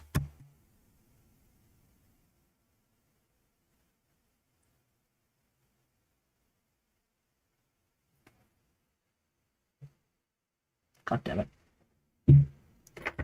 Hey Google, set a timer for 5 minutes. 5 minutes, and that's starting now. Okay, you have 5 minutes to vote in this poll, ladies and gentlemen. So there we go. I think I need to put this closer to me somehow. I don't know. Very weird. Okay, let's just keep going. Shared between your gear. I feel the Plexus is the same thing. So when you kill on your turret or your pilot, your Plexus absorbs that XP. When someone else kills on a turret, that XP is shared and then is divided amongst all of your gear. Yes. So that's how it currently works. Right. And we'll just... And that's where I think it's going to stay for a while. Fine with me. I think definitive answers can stop people from speculating, so I'm good with that. Yeah. All right. So that actually does sort of wrap up all things stream, unless there's anything you guys wanted to chat about. Any snipes from Twitch chat that you'd like to... I just want to say there's been some videos of some really high level groups playing the new content, farming it and playing different Laptop's doing really well. We're streaming off it right now. Watching those groups coordinate and play the game that we've created is really inspiring. They're playing it how we envisioned it, and I think it's amazing. Like, I got sent a few videos over Twitter and stuff saying, you know, this is what people are doing, and I was just like, wow, this is really great. They're really coordinated. They're all really high level. They have their gear set up, and I was inspired. The R9 nerf? I agree. What R9? Oh, where you didn't get like a bunch of resources for no reason. Scott's sending me videos. Like, The fix. The fix. What they're doing, and I'm like, oh shit, there's like a exploit here, and then it's like, no, look how good they are. Like, that was really cool. It's really, they're really, really good. In that video, also, it does demonstrate that there is a bug with stuff that we are looking at. It is but I don't know how we're addressing it. So yeah, it is on the Trello board. So there's 2 points of interest that fire off the reward script 7 times. So there's only in the whole Railjack game. Oh, they fixed that since, I think. Yeah. So it is fixed now. I believe it is fixed. It only affects. It has been fixed, you're yes. still getting credits. You're still getting a whole bunch of. Yeah, there's just a few things that you're not. Any other games since I got the new laptop? Duplicates over and over, but watching them play it was just like, wow, this is great. No, if anything, I'm just trying to really high level. Like, if anything, I'm just like trying to not install too many games because my laptop does only have a 1 terabyte SSD, whereas my computer, for example, had half a terabyte SSD, a 2 terabyte hard drive, and another 1 terabyte SSD of some sort. This one only has a 1 terabyte SSD, so the amount of storage that I have on this laptop is significantly less than what I would have on my computer, on my old PC. So for that reason, I am not really looking to install anything else, because I do want to use that space for like videos and editing, and also some other programs that I haven't even installed yet. Shit like Nuke is probably going to be really, really well, it's not terribly large, but yeah, you can use an external hard drive. Yeah, I can if I feel like it, but you know, I just don't want to install all the programs. You know, I just don't want to install like a lot of games right now. So we'll just see. Skilled person go through the normal game. You know, watching someone flow through the game and destroy a level is just like, wow, look what we've created. Or watch someone like get a fucking or watch someone who's apparently a partnered video creator get a fucking catastrophic breach in a level 16 mission. Oof. Yeah, and I there's feel two. There's players are the kinda point getting is there's the two extremes going on in this community right now. Highly coordinated co-op group. Watching them go through it is really, really awesome. You've got the highly coordinated co-op groups who are kicking ass, and then you have the people who are able to just kick ass anyway, and then you have the big-time YouTubers who are failing miserably. Going to be there. Excellent. People are saying, watch me Sisters below, you know, like there'll be. Hey, if you got great videos, I'm all ears. Hit me up on Twitter. I'd love to see them. Yep. It's fantastic. All right. I'm not self-advertising, okay? Guys, then thank you very much for your time today, Tenno. This is our wrapping up of all things DevStream. We went over some update 30 things. April is the month. I won't tell you to do or not do that. And and of course, Vala will be waiting for you in the... The poll has ended! Ladies and gentlemen, let's find out the answer to that poll. You had every opportunity to vote. And with a whopping 10 votes, so what? That's 50% of us? That's just a little bit less than 50% of us. With the whopping 10 votes, we have a very, very big answer. The answer is in fact going to be Hydroid. Boom. So, who is more of a pirate warframe? It is actually Hydroid. There we go. There we go. Alrighty. Corpus Proxima with many, many stories to tell, perhaps. And guys, say your bye-bye. Yeah. See you guys. Thanks for playing. Thanks for watching. Thanks for watching. Bye, guys. See you guys. Alrighty, there we go. Cool beans. Alrighty. Let's just bring the music back up.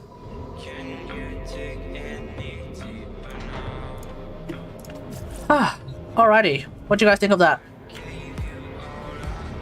Pretty straightforward. Yeah, I just think that there is a legitimate way, I just think that there is a legitimate solution to this whole problem of AI counting when it comes to actually making the Railjack missions actually Railjack missions. This idea that you don't want to make the Railjack missions actually like Railjack missions because there might be too many AIs and therefore it will lag everyone's computer to death. I get the feeling because we already have Railjack missions that exist that are Railjack missions, it stands to reason that you should be able to make it work pretty bloody easily. Not super duper easily, but I think you should be able to make it work pretty easily. We could, for example, use already the missions that exist as a sort of framework for making Railjack missions that actually involve core Warframe mechanics. I think. But of course, I'm not really that technically savvy, know-how, shit like that. So obviously, if a programmer from DE were to come onto the stream, for example, and say, yeah, but no, because here is like a giant list of things, I'm not going to read through that list, but I'm just going to say, okay, obviously I don't know shit about that, I will defer to you. So obviously, I don't really know. So obviously, like, whilst I don't really know, I kind of think I do know, just based on what we already have. I'm only basing on what we already have. I don't really have the technical know-how to comment any further than that. They could make Railjack defense similar to Arkwing Mobile Defense or something. Yeah, they could. But then like the core Warframe mechanics kind of disappear. The entire point of this was to make the core Warframe mechanics actually show up. So that's what they're doing. But obviously the main complaint is that they've showed up. They've showed up and completely like offset the actual Railjack part of it. So there we go. We wouldn't be able to have full-blown interior missions, but we don't need full-blown interior missions. Yeah, probably. They probably couldn't use the code of base Warframe then. They'd have to recreate these modes entirely from scratch. Maybe. Maybe.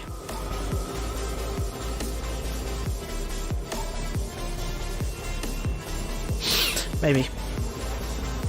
Skirmish missions are already fine. Yeah, but see, the problem with skirmish missions is that a lot of people didn't like them because well, at the time anyway, a lot of people didn't like skirmish missions. Why? Because they were a content island. Because a lot of normal Warframe mechanics weren't really part of it.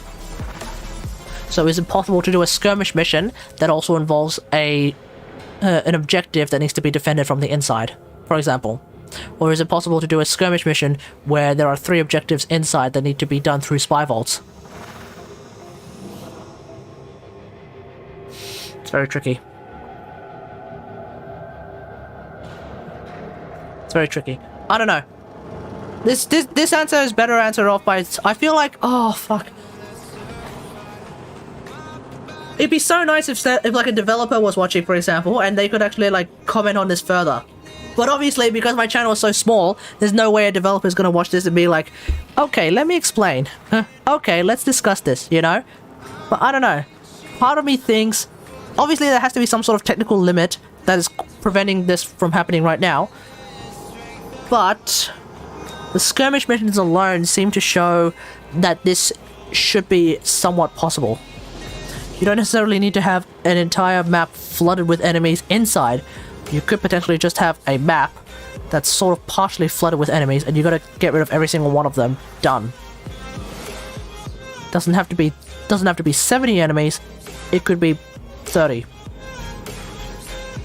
Would that alleviate a lot of the weight of the game? Something like that? I don't know.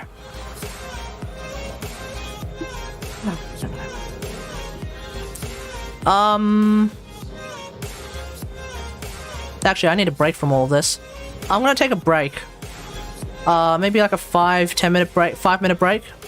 Let's take a 5-minute break. So, thanks for watching. And if you want to continue watching, we'll stick around for a bit more. We'll do some other stuff. Maybe some more Railjack. We'll probably maybe do some of the what is it? Steel Path thingamajigs, so we can do that as well.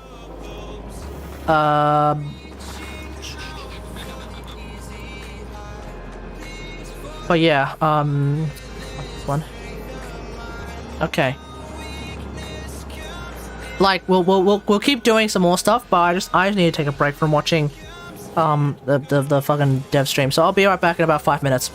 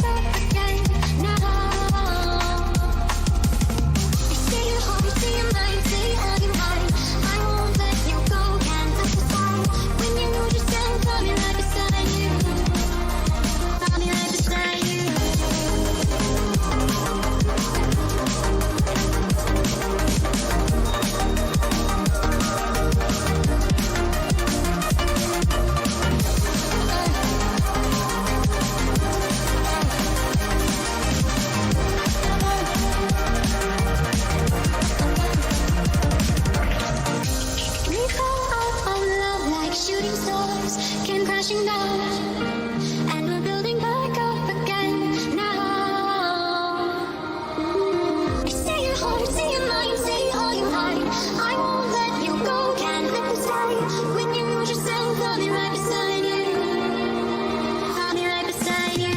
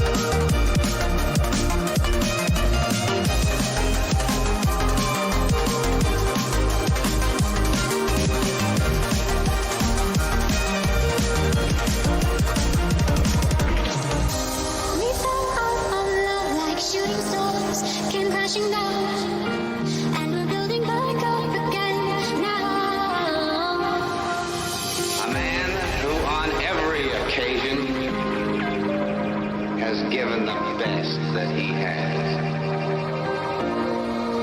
I'll be right beside you.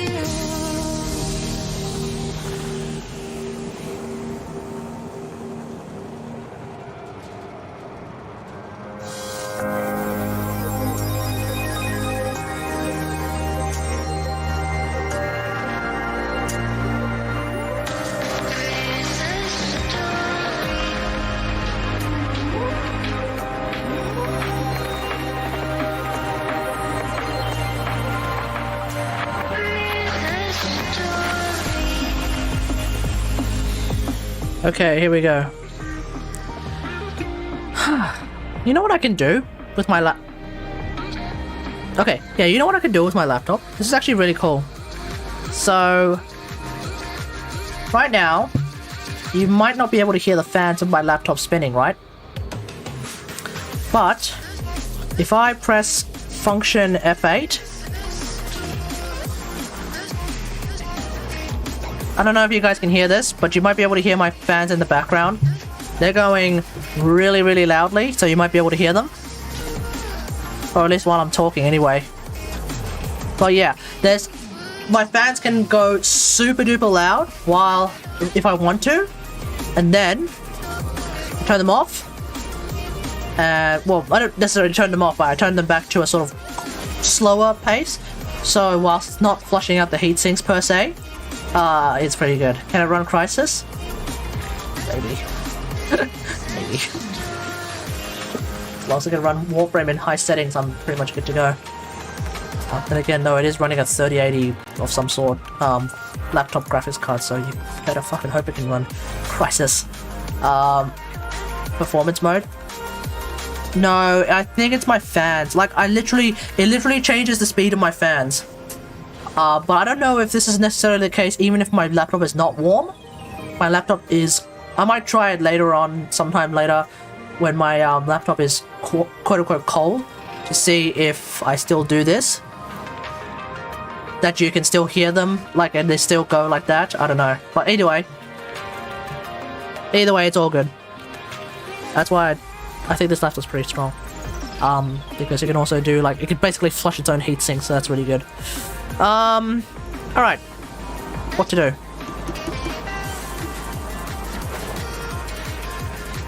I don't really want to play some more Railjack right now. Yeah, helps with performance. Yeah, absolutely. Absolutely. Yeah, absolutely. But at some point, your laptop will need to be able to cool itself down, otherwise it will explode. So you don't really want to do that, you know? You kind of want to be able to just be able to use the fucking thing. Okay. Assassination mission, Uranus. Oh, this is gonna be annoying, but let's do it!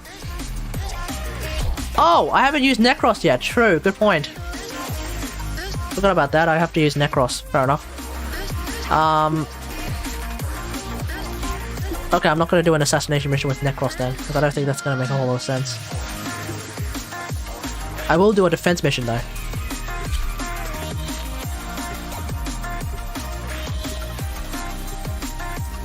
And then I'll do Gift of the Lotus. Yeah, good idea.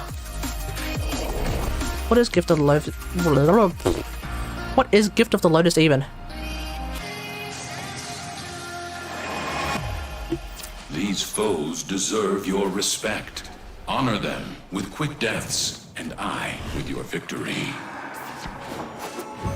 I'm using Proboscis Sonos. Okay.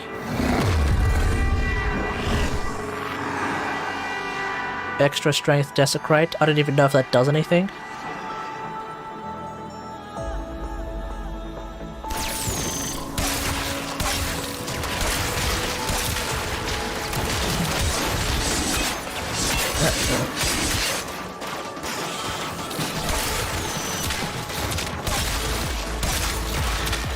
Ah! I don't have any energy right now, so that's obviously going to be a bit of an annoying thing.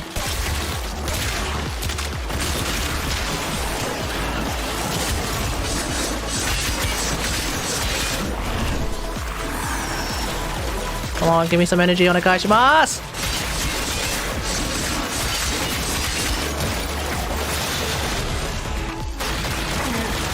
Only affects terrifying shadows.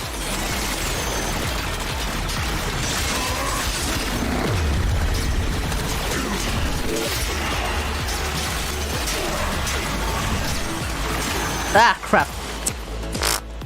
Yeah, not really prepared for this. I need... let me see. I need to do something about the weapon that I'm going to use.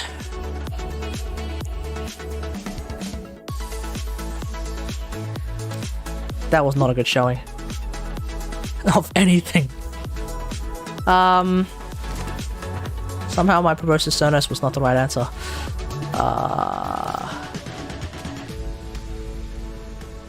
Basically the idea is to to try and like kill a bunch of enemies as quickly as possible. I'll use Corinth Prime. Basically the idea, my general strategy is kill a bunch of enemies as quickly as possible. How the Tenno arm themselves. With Necros, and then summon them. And then defending should be relatively easy. Relative being the operative word. But yeah. I do find that these days steel path defense is pretty tricky to do by yourself. Not only is it because it's a bit of a snooze fest, but also the other thing is, you're kind of... What the? Oh, Spectre. But the other thing as well is, like, you're also kind of trying to, you know, protect something by yourself when it's going to get killed. Especially in Corpus. Corpus do a lot of damage, so that's going to be a difference as well. Shadows for redirect fire. Yeah, exactly. But I can't get any shadows if I haven't killed anything yet, so the other trick is to try and kill like 7 enemies really quickly. So hopefully I can find 7 enemies to kill. The low thief shall never know the cool caress of your crowd.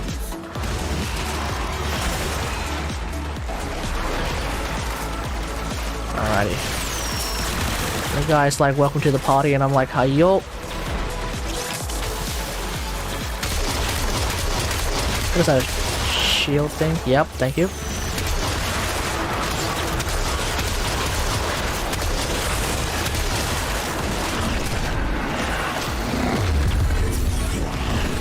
Okay, here we go. How many shadows do I have? 5? 5? There's rookie numbers.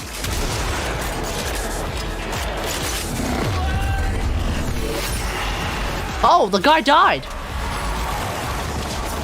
Damn.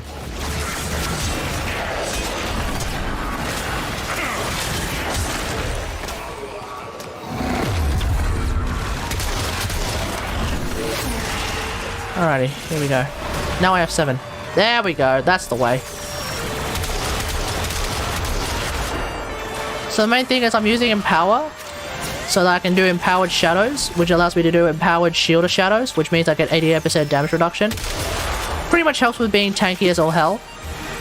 So I think that's pretty helpful. But yeah. Violence. Okay. Before. Oh yeah, that's right, you come with a sword. Where are you?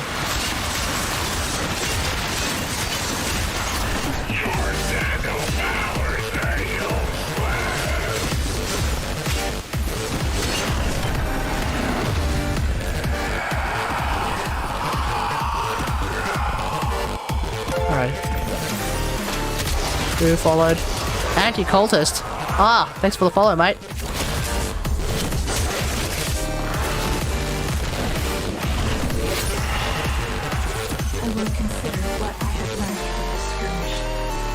Looks like he is the one who was useless. Yeah. Absolutely.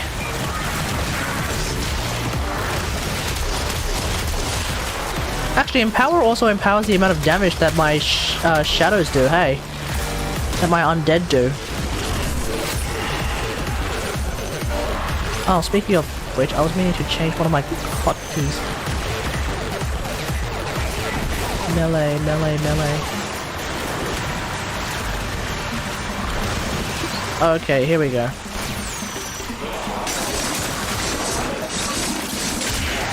I'm used to this.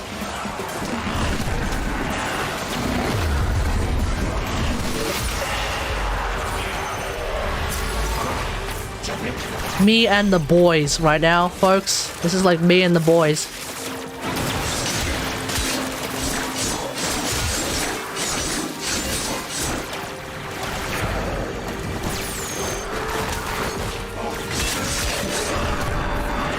Wait, what the? Who's disarming? Oh, Baruch? Wait, when did we get a Baruch on the team? Thought it was just me and the Frost.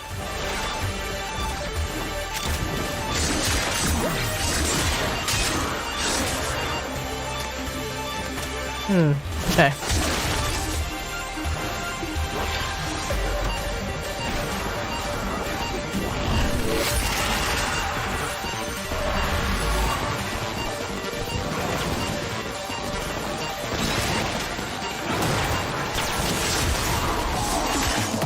Alrighty.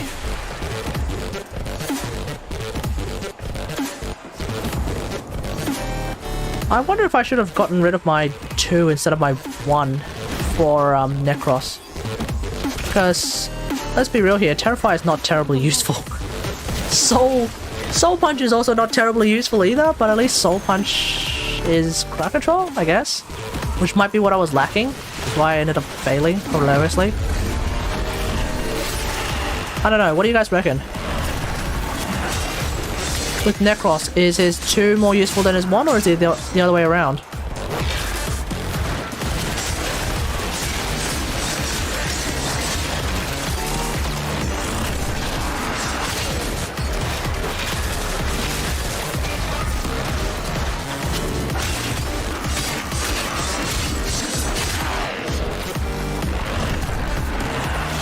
No answers. Okay.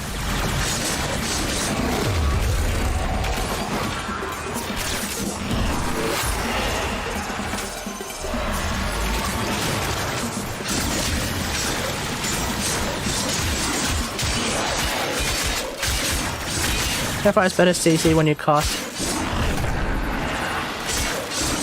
Wait, Terrify is better CC when you cast Shadows? How does that work? Does Terrify and Shadows have a synergy that I'm unaware of?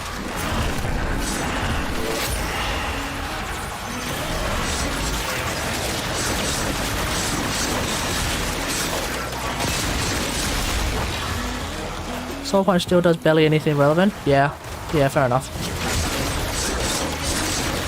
Unless you use Soul Siphon? No, Soul Savior. No, Soul Survivor. If you use Soul Survivor, then I guess you could use an ability to just instantly revive people. Who uses that? Does anyone even use that? Maybe I should do that video. Here is a 5-former Soul Survivor build. Fuck it. People will be looking at it and be like, what?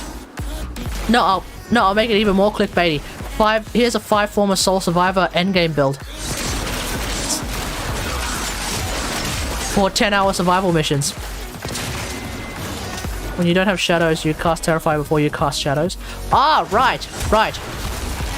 Yeah, fair enough.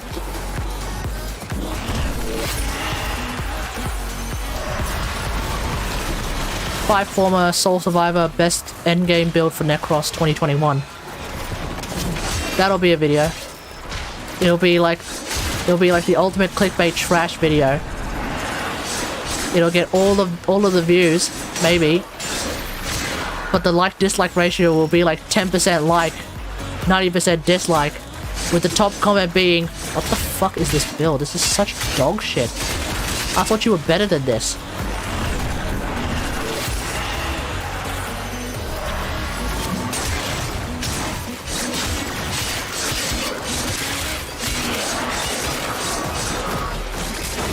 And the second top comment with a whopping 3,000 likes will be, I used to get my Railjack information from this guy. Guess I'll have to get it from a big time YouTuber instead. La la la la la la la. Maybe I should do it as an April Fool's joke. I can't really do it as an April Fool's joke when I've already announced it as an April Fool's joke. Or can I? Do you think I will end up doing it as an April Fool's joke if I announce it as an April Fool's joke? Maybe you'll think that by announcing it in April Fool's, that is in fact the joke. When in fact, it is still the actual doing of it that is the April Fool's joke. But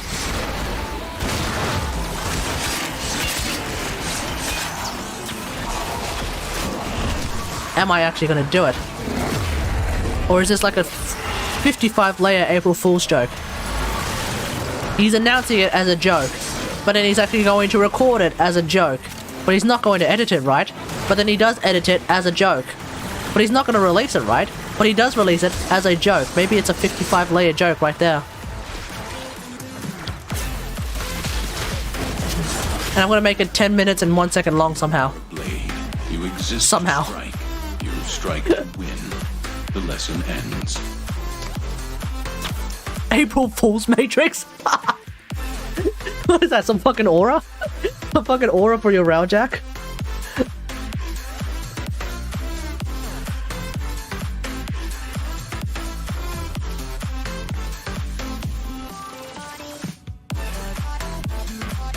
No, I know exactly what I'm gonna call it. Do an hour-long normal mode survival with Inaros. And we'll all fall asleep.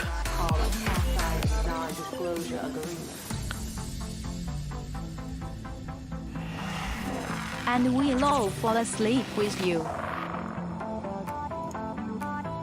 Okay. Let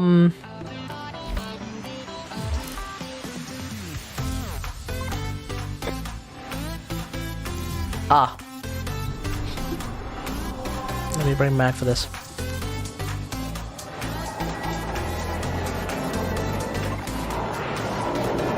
I'll call it the 5 million IQ 10 former Soul Survivor endgame Inaros, what the fuck? Hey Zerk trolls, how's it going?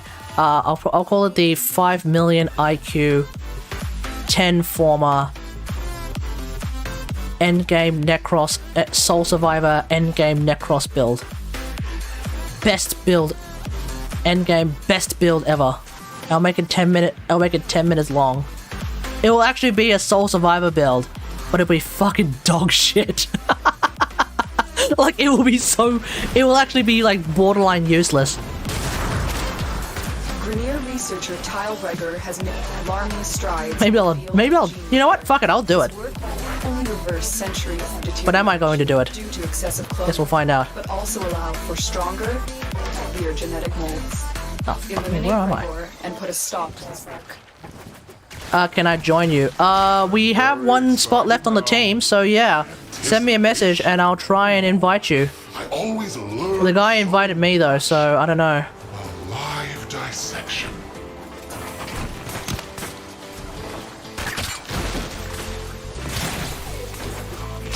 Dissection? No. That sounds too humane. Your death will be painful. You had me anxious, Tenno. Nervous. Pacing even. Didn't think you'd come. Such a relief. I'll finally get the chance to hurt you. Fuck is he? It's hammer time! Gonna pull this ocean down on us if I have to!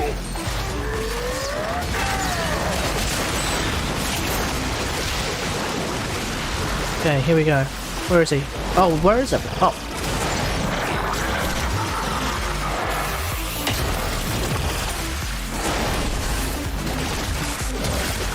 Come out, crew member. Let's go. Where the bloody hell is he? Is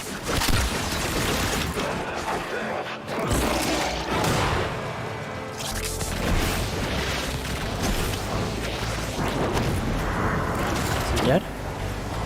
Maddox dead.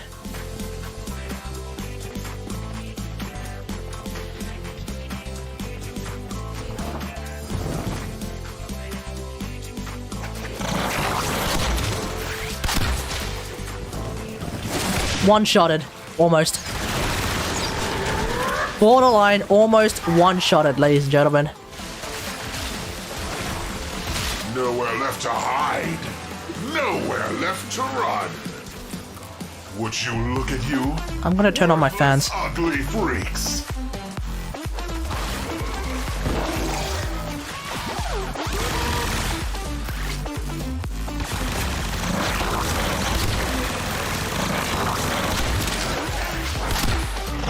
Jesus Christ, he's really, really strong with the magnetized bubble. Oh my god.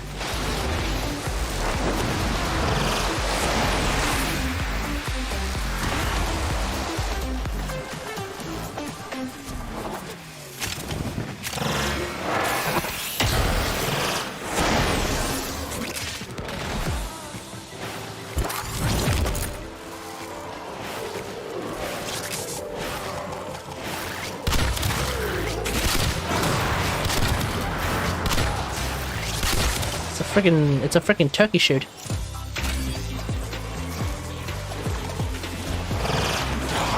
Lizard, leech, that's it. bloody worm.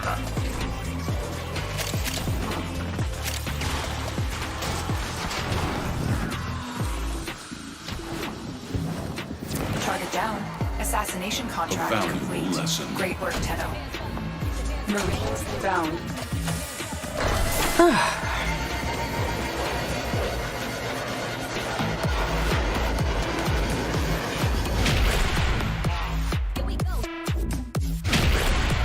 Alright, I don't really want to stream for too much longer, so I'm just going to send what? Friend request?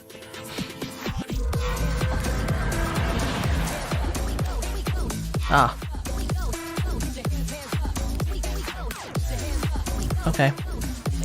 So I think I'm just going to just do the Gift of the Lotus and then I'm gonna just call it a day.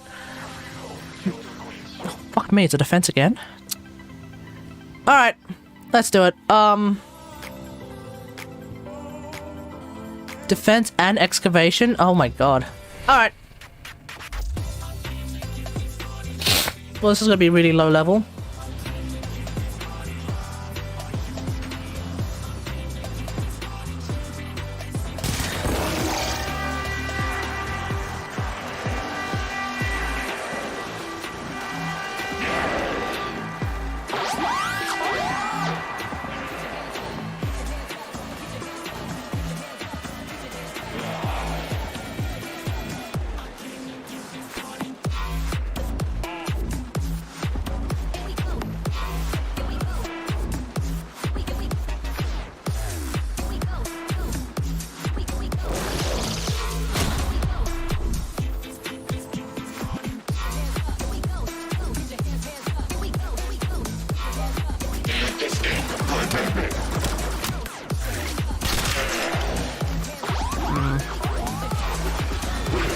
So I'm just trying to plan something right now.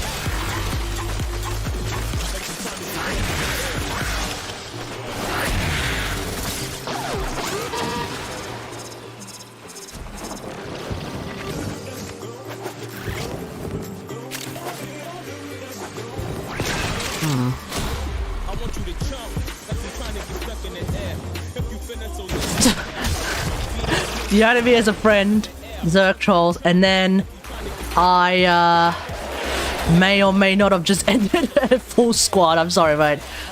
Do the former one, and then we'll do the aura former one. How about that? The aura former one being a higher level one. Should be more interesting anyway.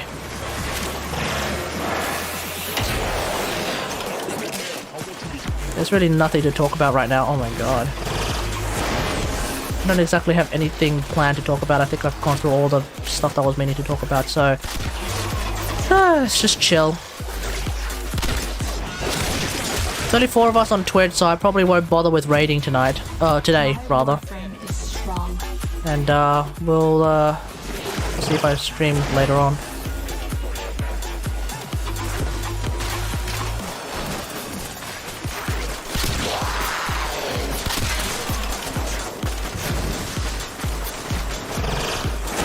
I was about to take a class. Ah, yeah. Remind me again, it's some sort of like computer programming, right? Or am I thinking of someone else?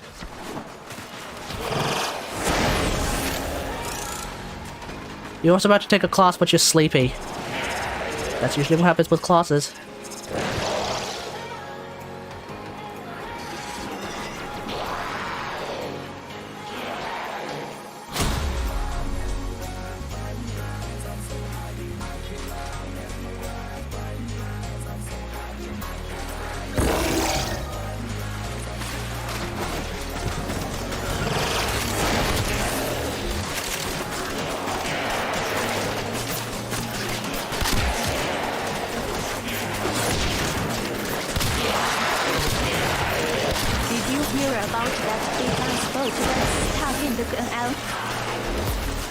Did you hear about that big ass boat stuck in the canal? Wait, what? There's another one?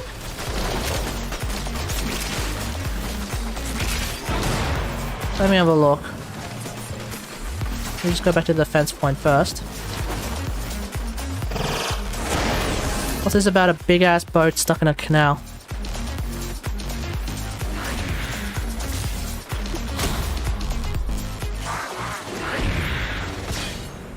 The Suez Canal, as of 13 hours ago, as of a day ago probably, apparently has a gigantic boat that is stuck. Big freaking Omega lol. We'll have a look at that in a second.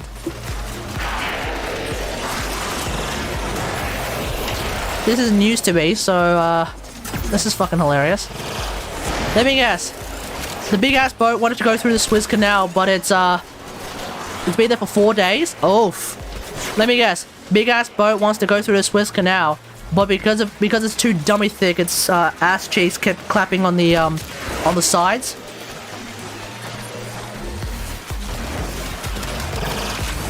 That's what happens when you have a boat that's too dummy thick, mate.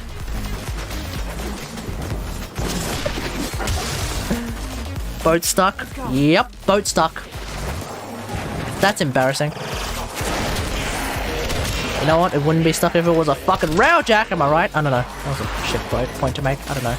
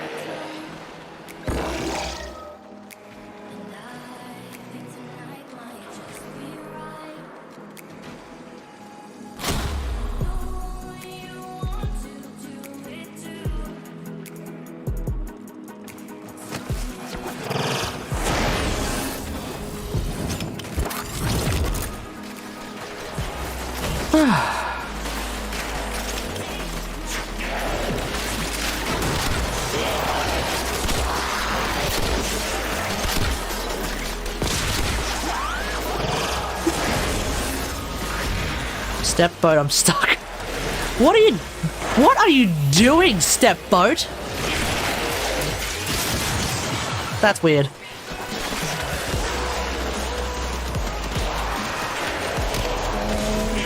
Oh god, it's stuck now.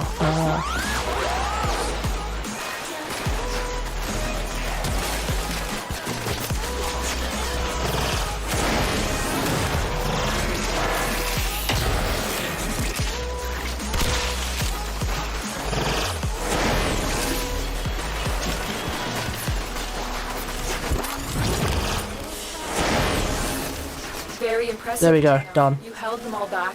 Time to get out of here.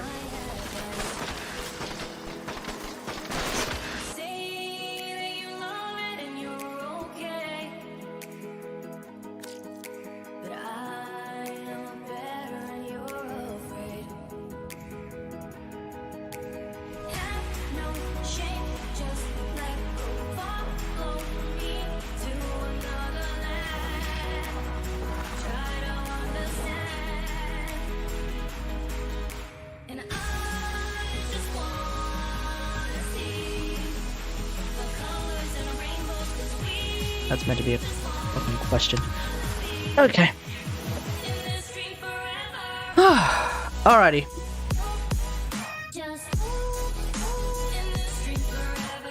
Alright, let's have a look. Do I invite you? No, I'll invite you. I'll invite you, mate. What the fuck was your name again? Young King is power. There we go. Alrighty. Let's have a look at this, let's have a look at this here boat. So, let's see. Okay, let's have a look at this here boat. That's apparently stuck on the Suez Canal. Suez Canal, ship stuck in traffic jam as salvage efforts continue. What the fuck? Holy shit. Blockage of the Suez Canal by a giant container ship. It's causing a great big fucking traffic jam. Oh my god. Oh my god. It's gonna affect shipping schedules. No! Gonna affect shipping schedules around the world! Oh no, this is a shit show. So I guess if you were looking to get anything shipped to you, you might get screwed over. Tugboats dredgers are trying to dislodge a ship that's wedged diagonally across the place. Oof. 12% of global trade passes through the canal, so 12% of global trade has basically been completely yeeted. Yeah, absolutely correct, by an absolute ship show right now. Oh my god.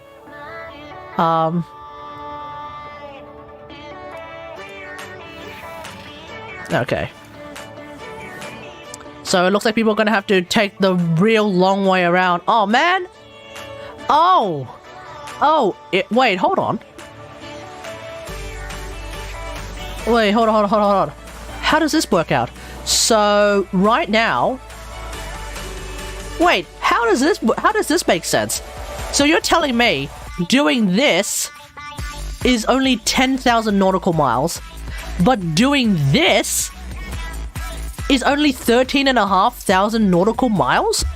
Really? That doesn't even look right. That doesn't... Really? Chat, does that even look... Does that even look right? I don't even think that's possible. How's that possible? The shape... This is such a giant detour, no? You're not only going... You're even going backwards at one point. How is this only 13,000 nautical miles?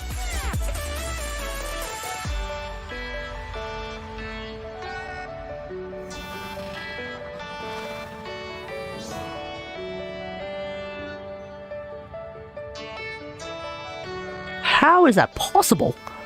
What? So what? Is it like 4... no. This would be like 2 then, I guess. I'm just taking a wild guess here. What is this, like 2? And this would have to be like 3? 2, 3, and then this would be like... No way. Oh, actually, no way. This would have to be like twice the length? From here to here, if you go this way, as opposed to going oh, I don't know. Oh, I'm hungry. What the fuck? I'm hungry. I don't know. I can't think. Sorry, guys.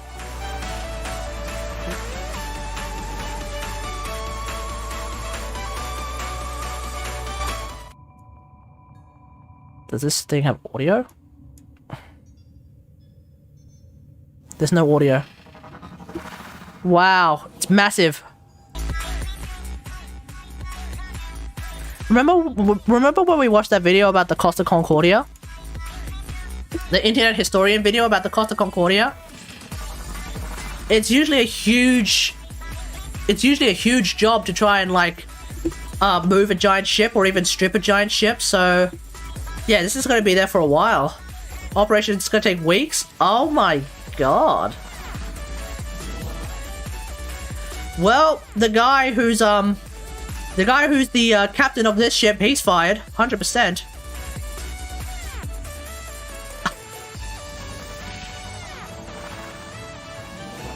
Oh my god! Imagine being the captain of the ship and doing that! Holy shit! Oh no! You couldn't have fucked it up that bad. That's like the only way you fuck it up. That's a fuck up. The Suez Canal is like yay wide and you've managed to basically take up that entire space by doing that? That's a fuck up. How did you fuck that up?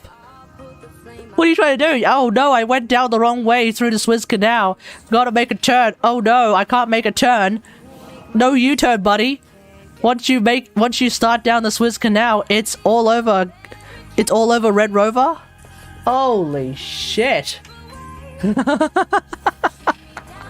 Oh no.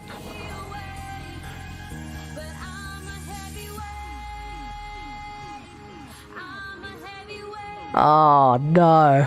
Oh, and these guys now and these guys who live here, they're basically stuck with staring at a fucking ship for like months. Oh no. It's going to cost, it's holding up an estimated $9.6 billion of goods each day? Holy shit! This ship is costing trade of... this ship is basically holding up $400 million of trade every hour? Oh my god! Oh no! One fuck up is costing $9.6 billion a day? Oh, that's so bad. Oh no. In an economy like ours right now, where we have corona memes and people are and countries are potentially going through like fucking you know, recessions, We have an entire ship right now that's basically yeeting about $9.6 billion of trade every day. Oh no. Not even Nef Anya can afford that shit. True. Oh, that's Oh, and piracy. Oh no. Oh yeah. True. Wait, is a ship named the CCP? You fucking wish, right? No. Oh no. This guy's absolutely right. Piracy. It's a ship. It's stuck. At nighttime, pirates could just raid that shit for like millions of dollars of shit. And any ship that's stuck behind it. Oh no. Oh, that's horrible. Okay. Alright, let's just finish off that thing, because clearly I need to eat something, so I'm starting to see stars. I don't think this is good for my health.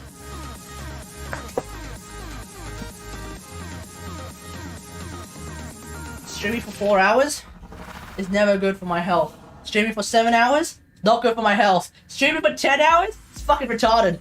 It's not good for my health. It's a horrible idea.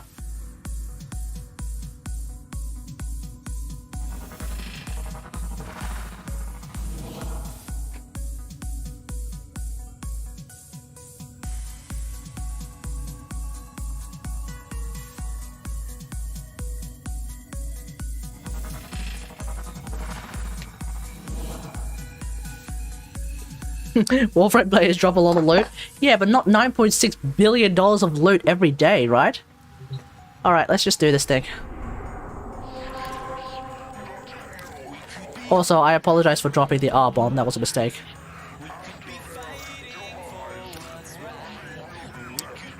I have no real excuse for that. So, you know, if I get banned, so be it.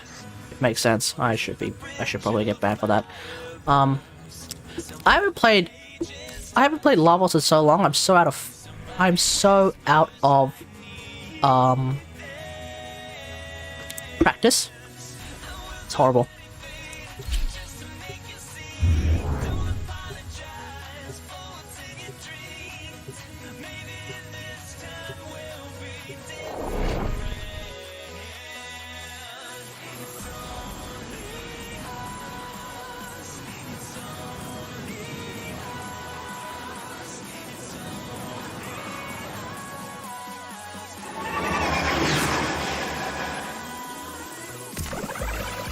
We're here in search of lost artifacts and items buried deep below the surface. Alrighty. The scanner has picked up a target.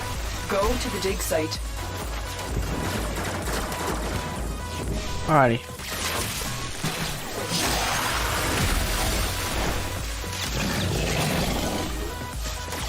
Okay, let's see.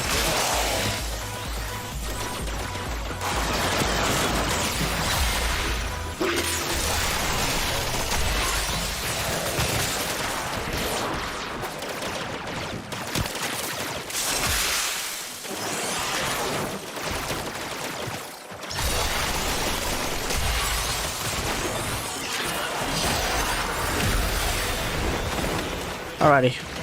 Excavator is ready to go. Keep it powered and protected. Enemy fire.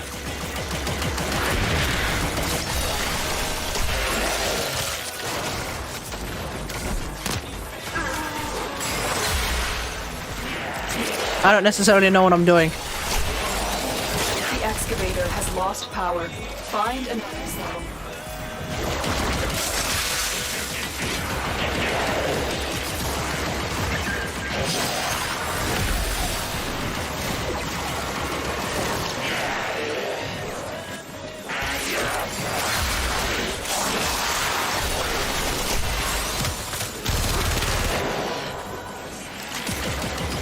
Hey Zoz, what's up?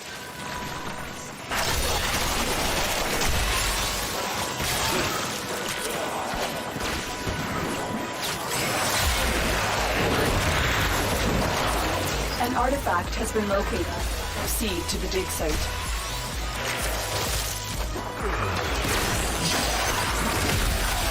Excavator deployed. Protect the unit while it extracts the artifact.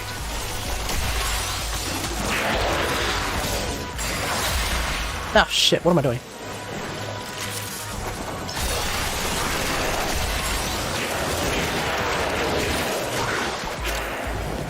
The excavator has run out of power. Find a cell.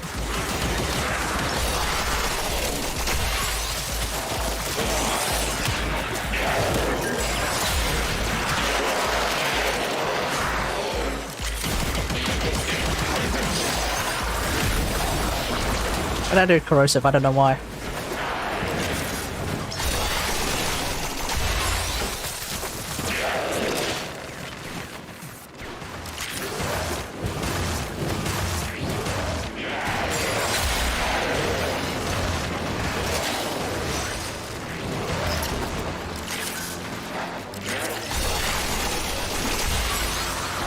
Okay, let's see.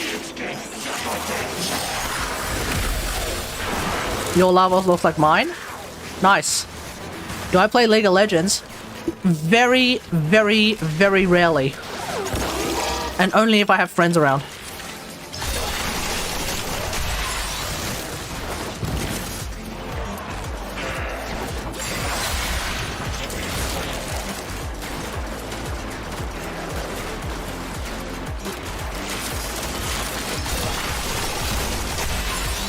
Excavator is ready to go.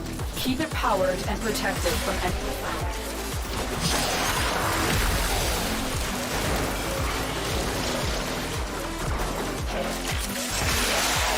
The scanner has picked the target. Go to the dig site. Oh god damn it, why do we have to do 5 of them?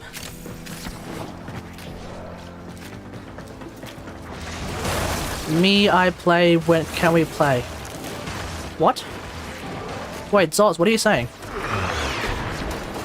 You're not speaking the English, mate. What are you saying? Deployed. Protect the unit while it extracts the artifact.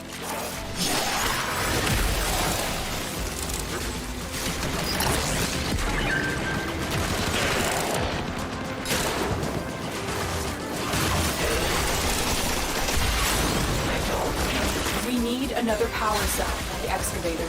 You know what I need? You know what I need? I need snacks. I need to eat something.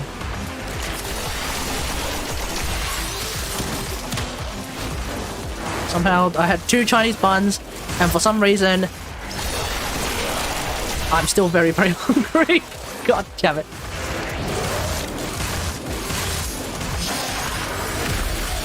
Can I stream League of Legends?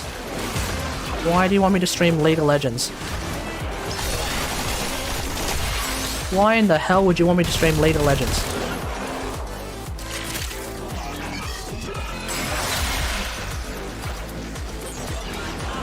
Like, I've seen odd game choices in my time. But this one has got to take the cake. League of Bloody Legends. Is that shit even relevant these days?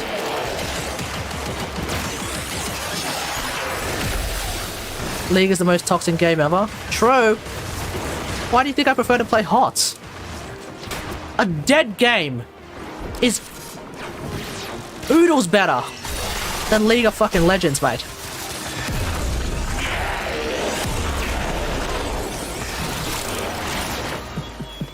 Many things have been taken from us. Shit. It's true. But fortune favors the bold, and there ain't none so bold as people with nothing to lose. Something big, true, true. Different, something different from small, true, true. Wait, what the fuck? What is my chat even saying? Am I hallucinating my chat now? I'm so confused. Oh my god, I'm so hungry. Enemy fire. Should we just finish this off already? I hate excavation missions. Proceed to the dig site. Corpus technology won't be enough to stop us.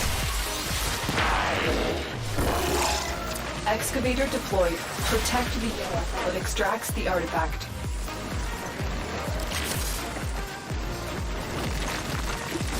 The excavator lost power. Find another cell.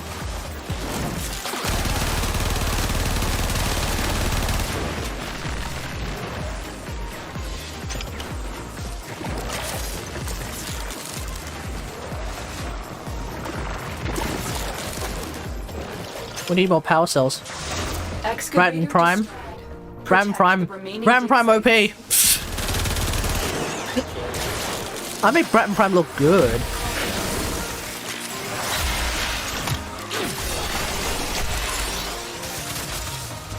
Let's be real here, I'm just making Bratton Prime look good.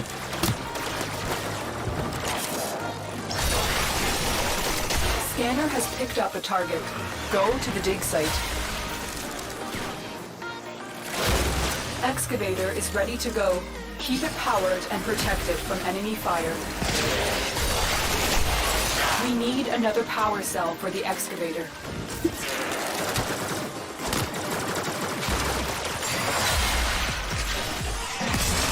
The excavator has run out of power. Find a cell. Extraction is available. Oh, can we get out of here already? Holy shit. Lavos can't function without Cedo? Yeah, you can. Function's fine. Unless function means doing 10 million damage. In which case, okay, fine, he can't do 10 million damage, but he doesn't need to do 10 million damage. Plus, the Cedo only buffs one of his abilities. I tend to use all of his abilities. Plus, I'm pretty sure the Cedo doesn't... Wait, does the Cedo count as a shotgun, or does the Cedo count as an assault rifle?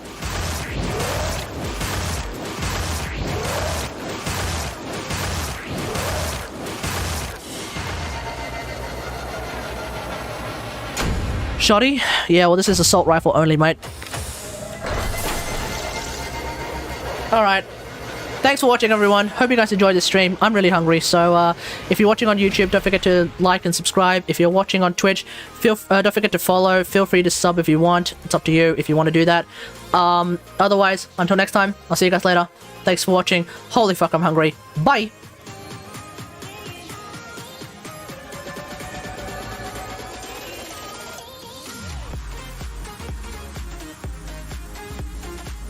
Seems like every last corpus who signed on to Alice B's project in the cloud have yet to be heard from.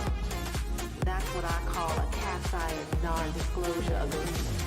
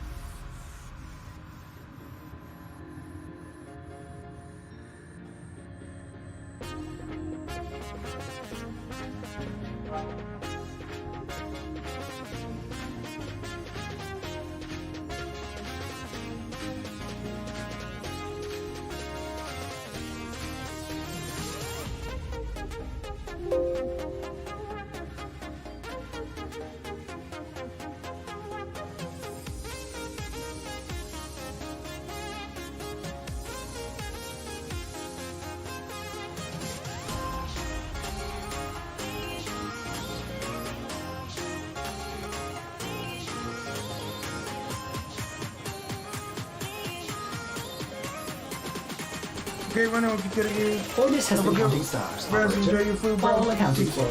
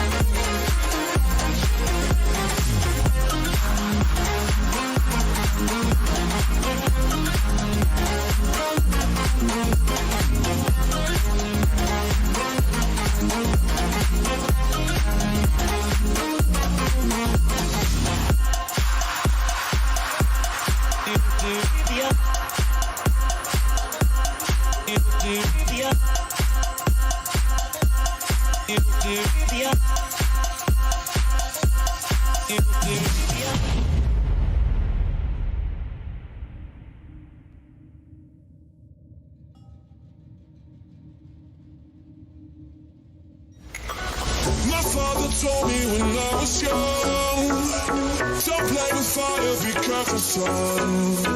But we were flames and fell in love. We burned the cities down, down.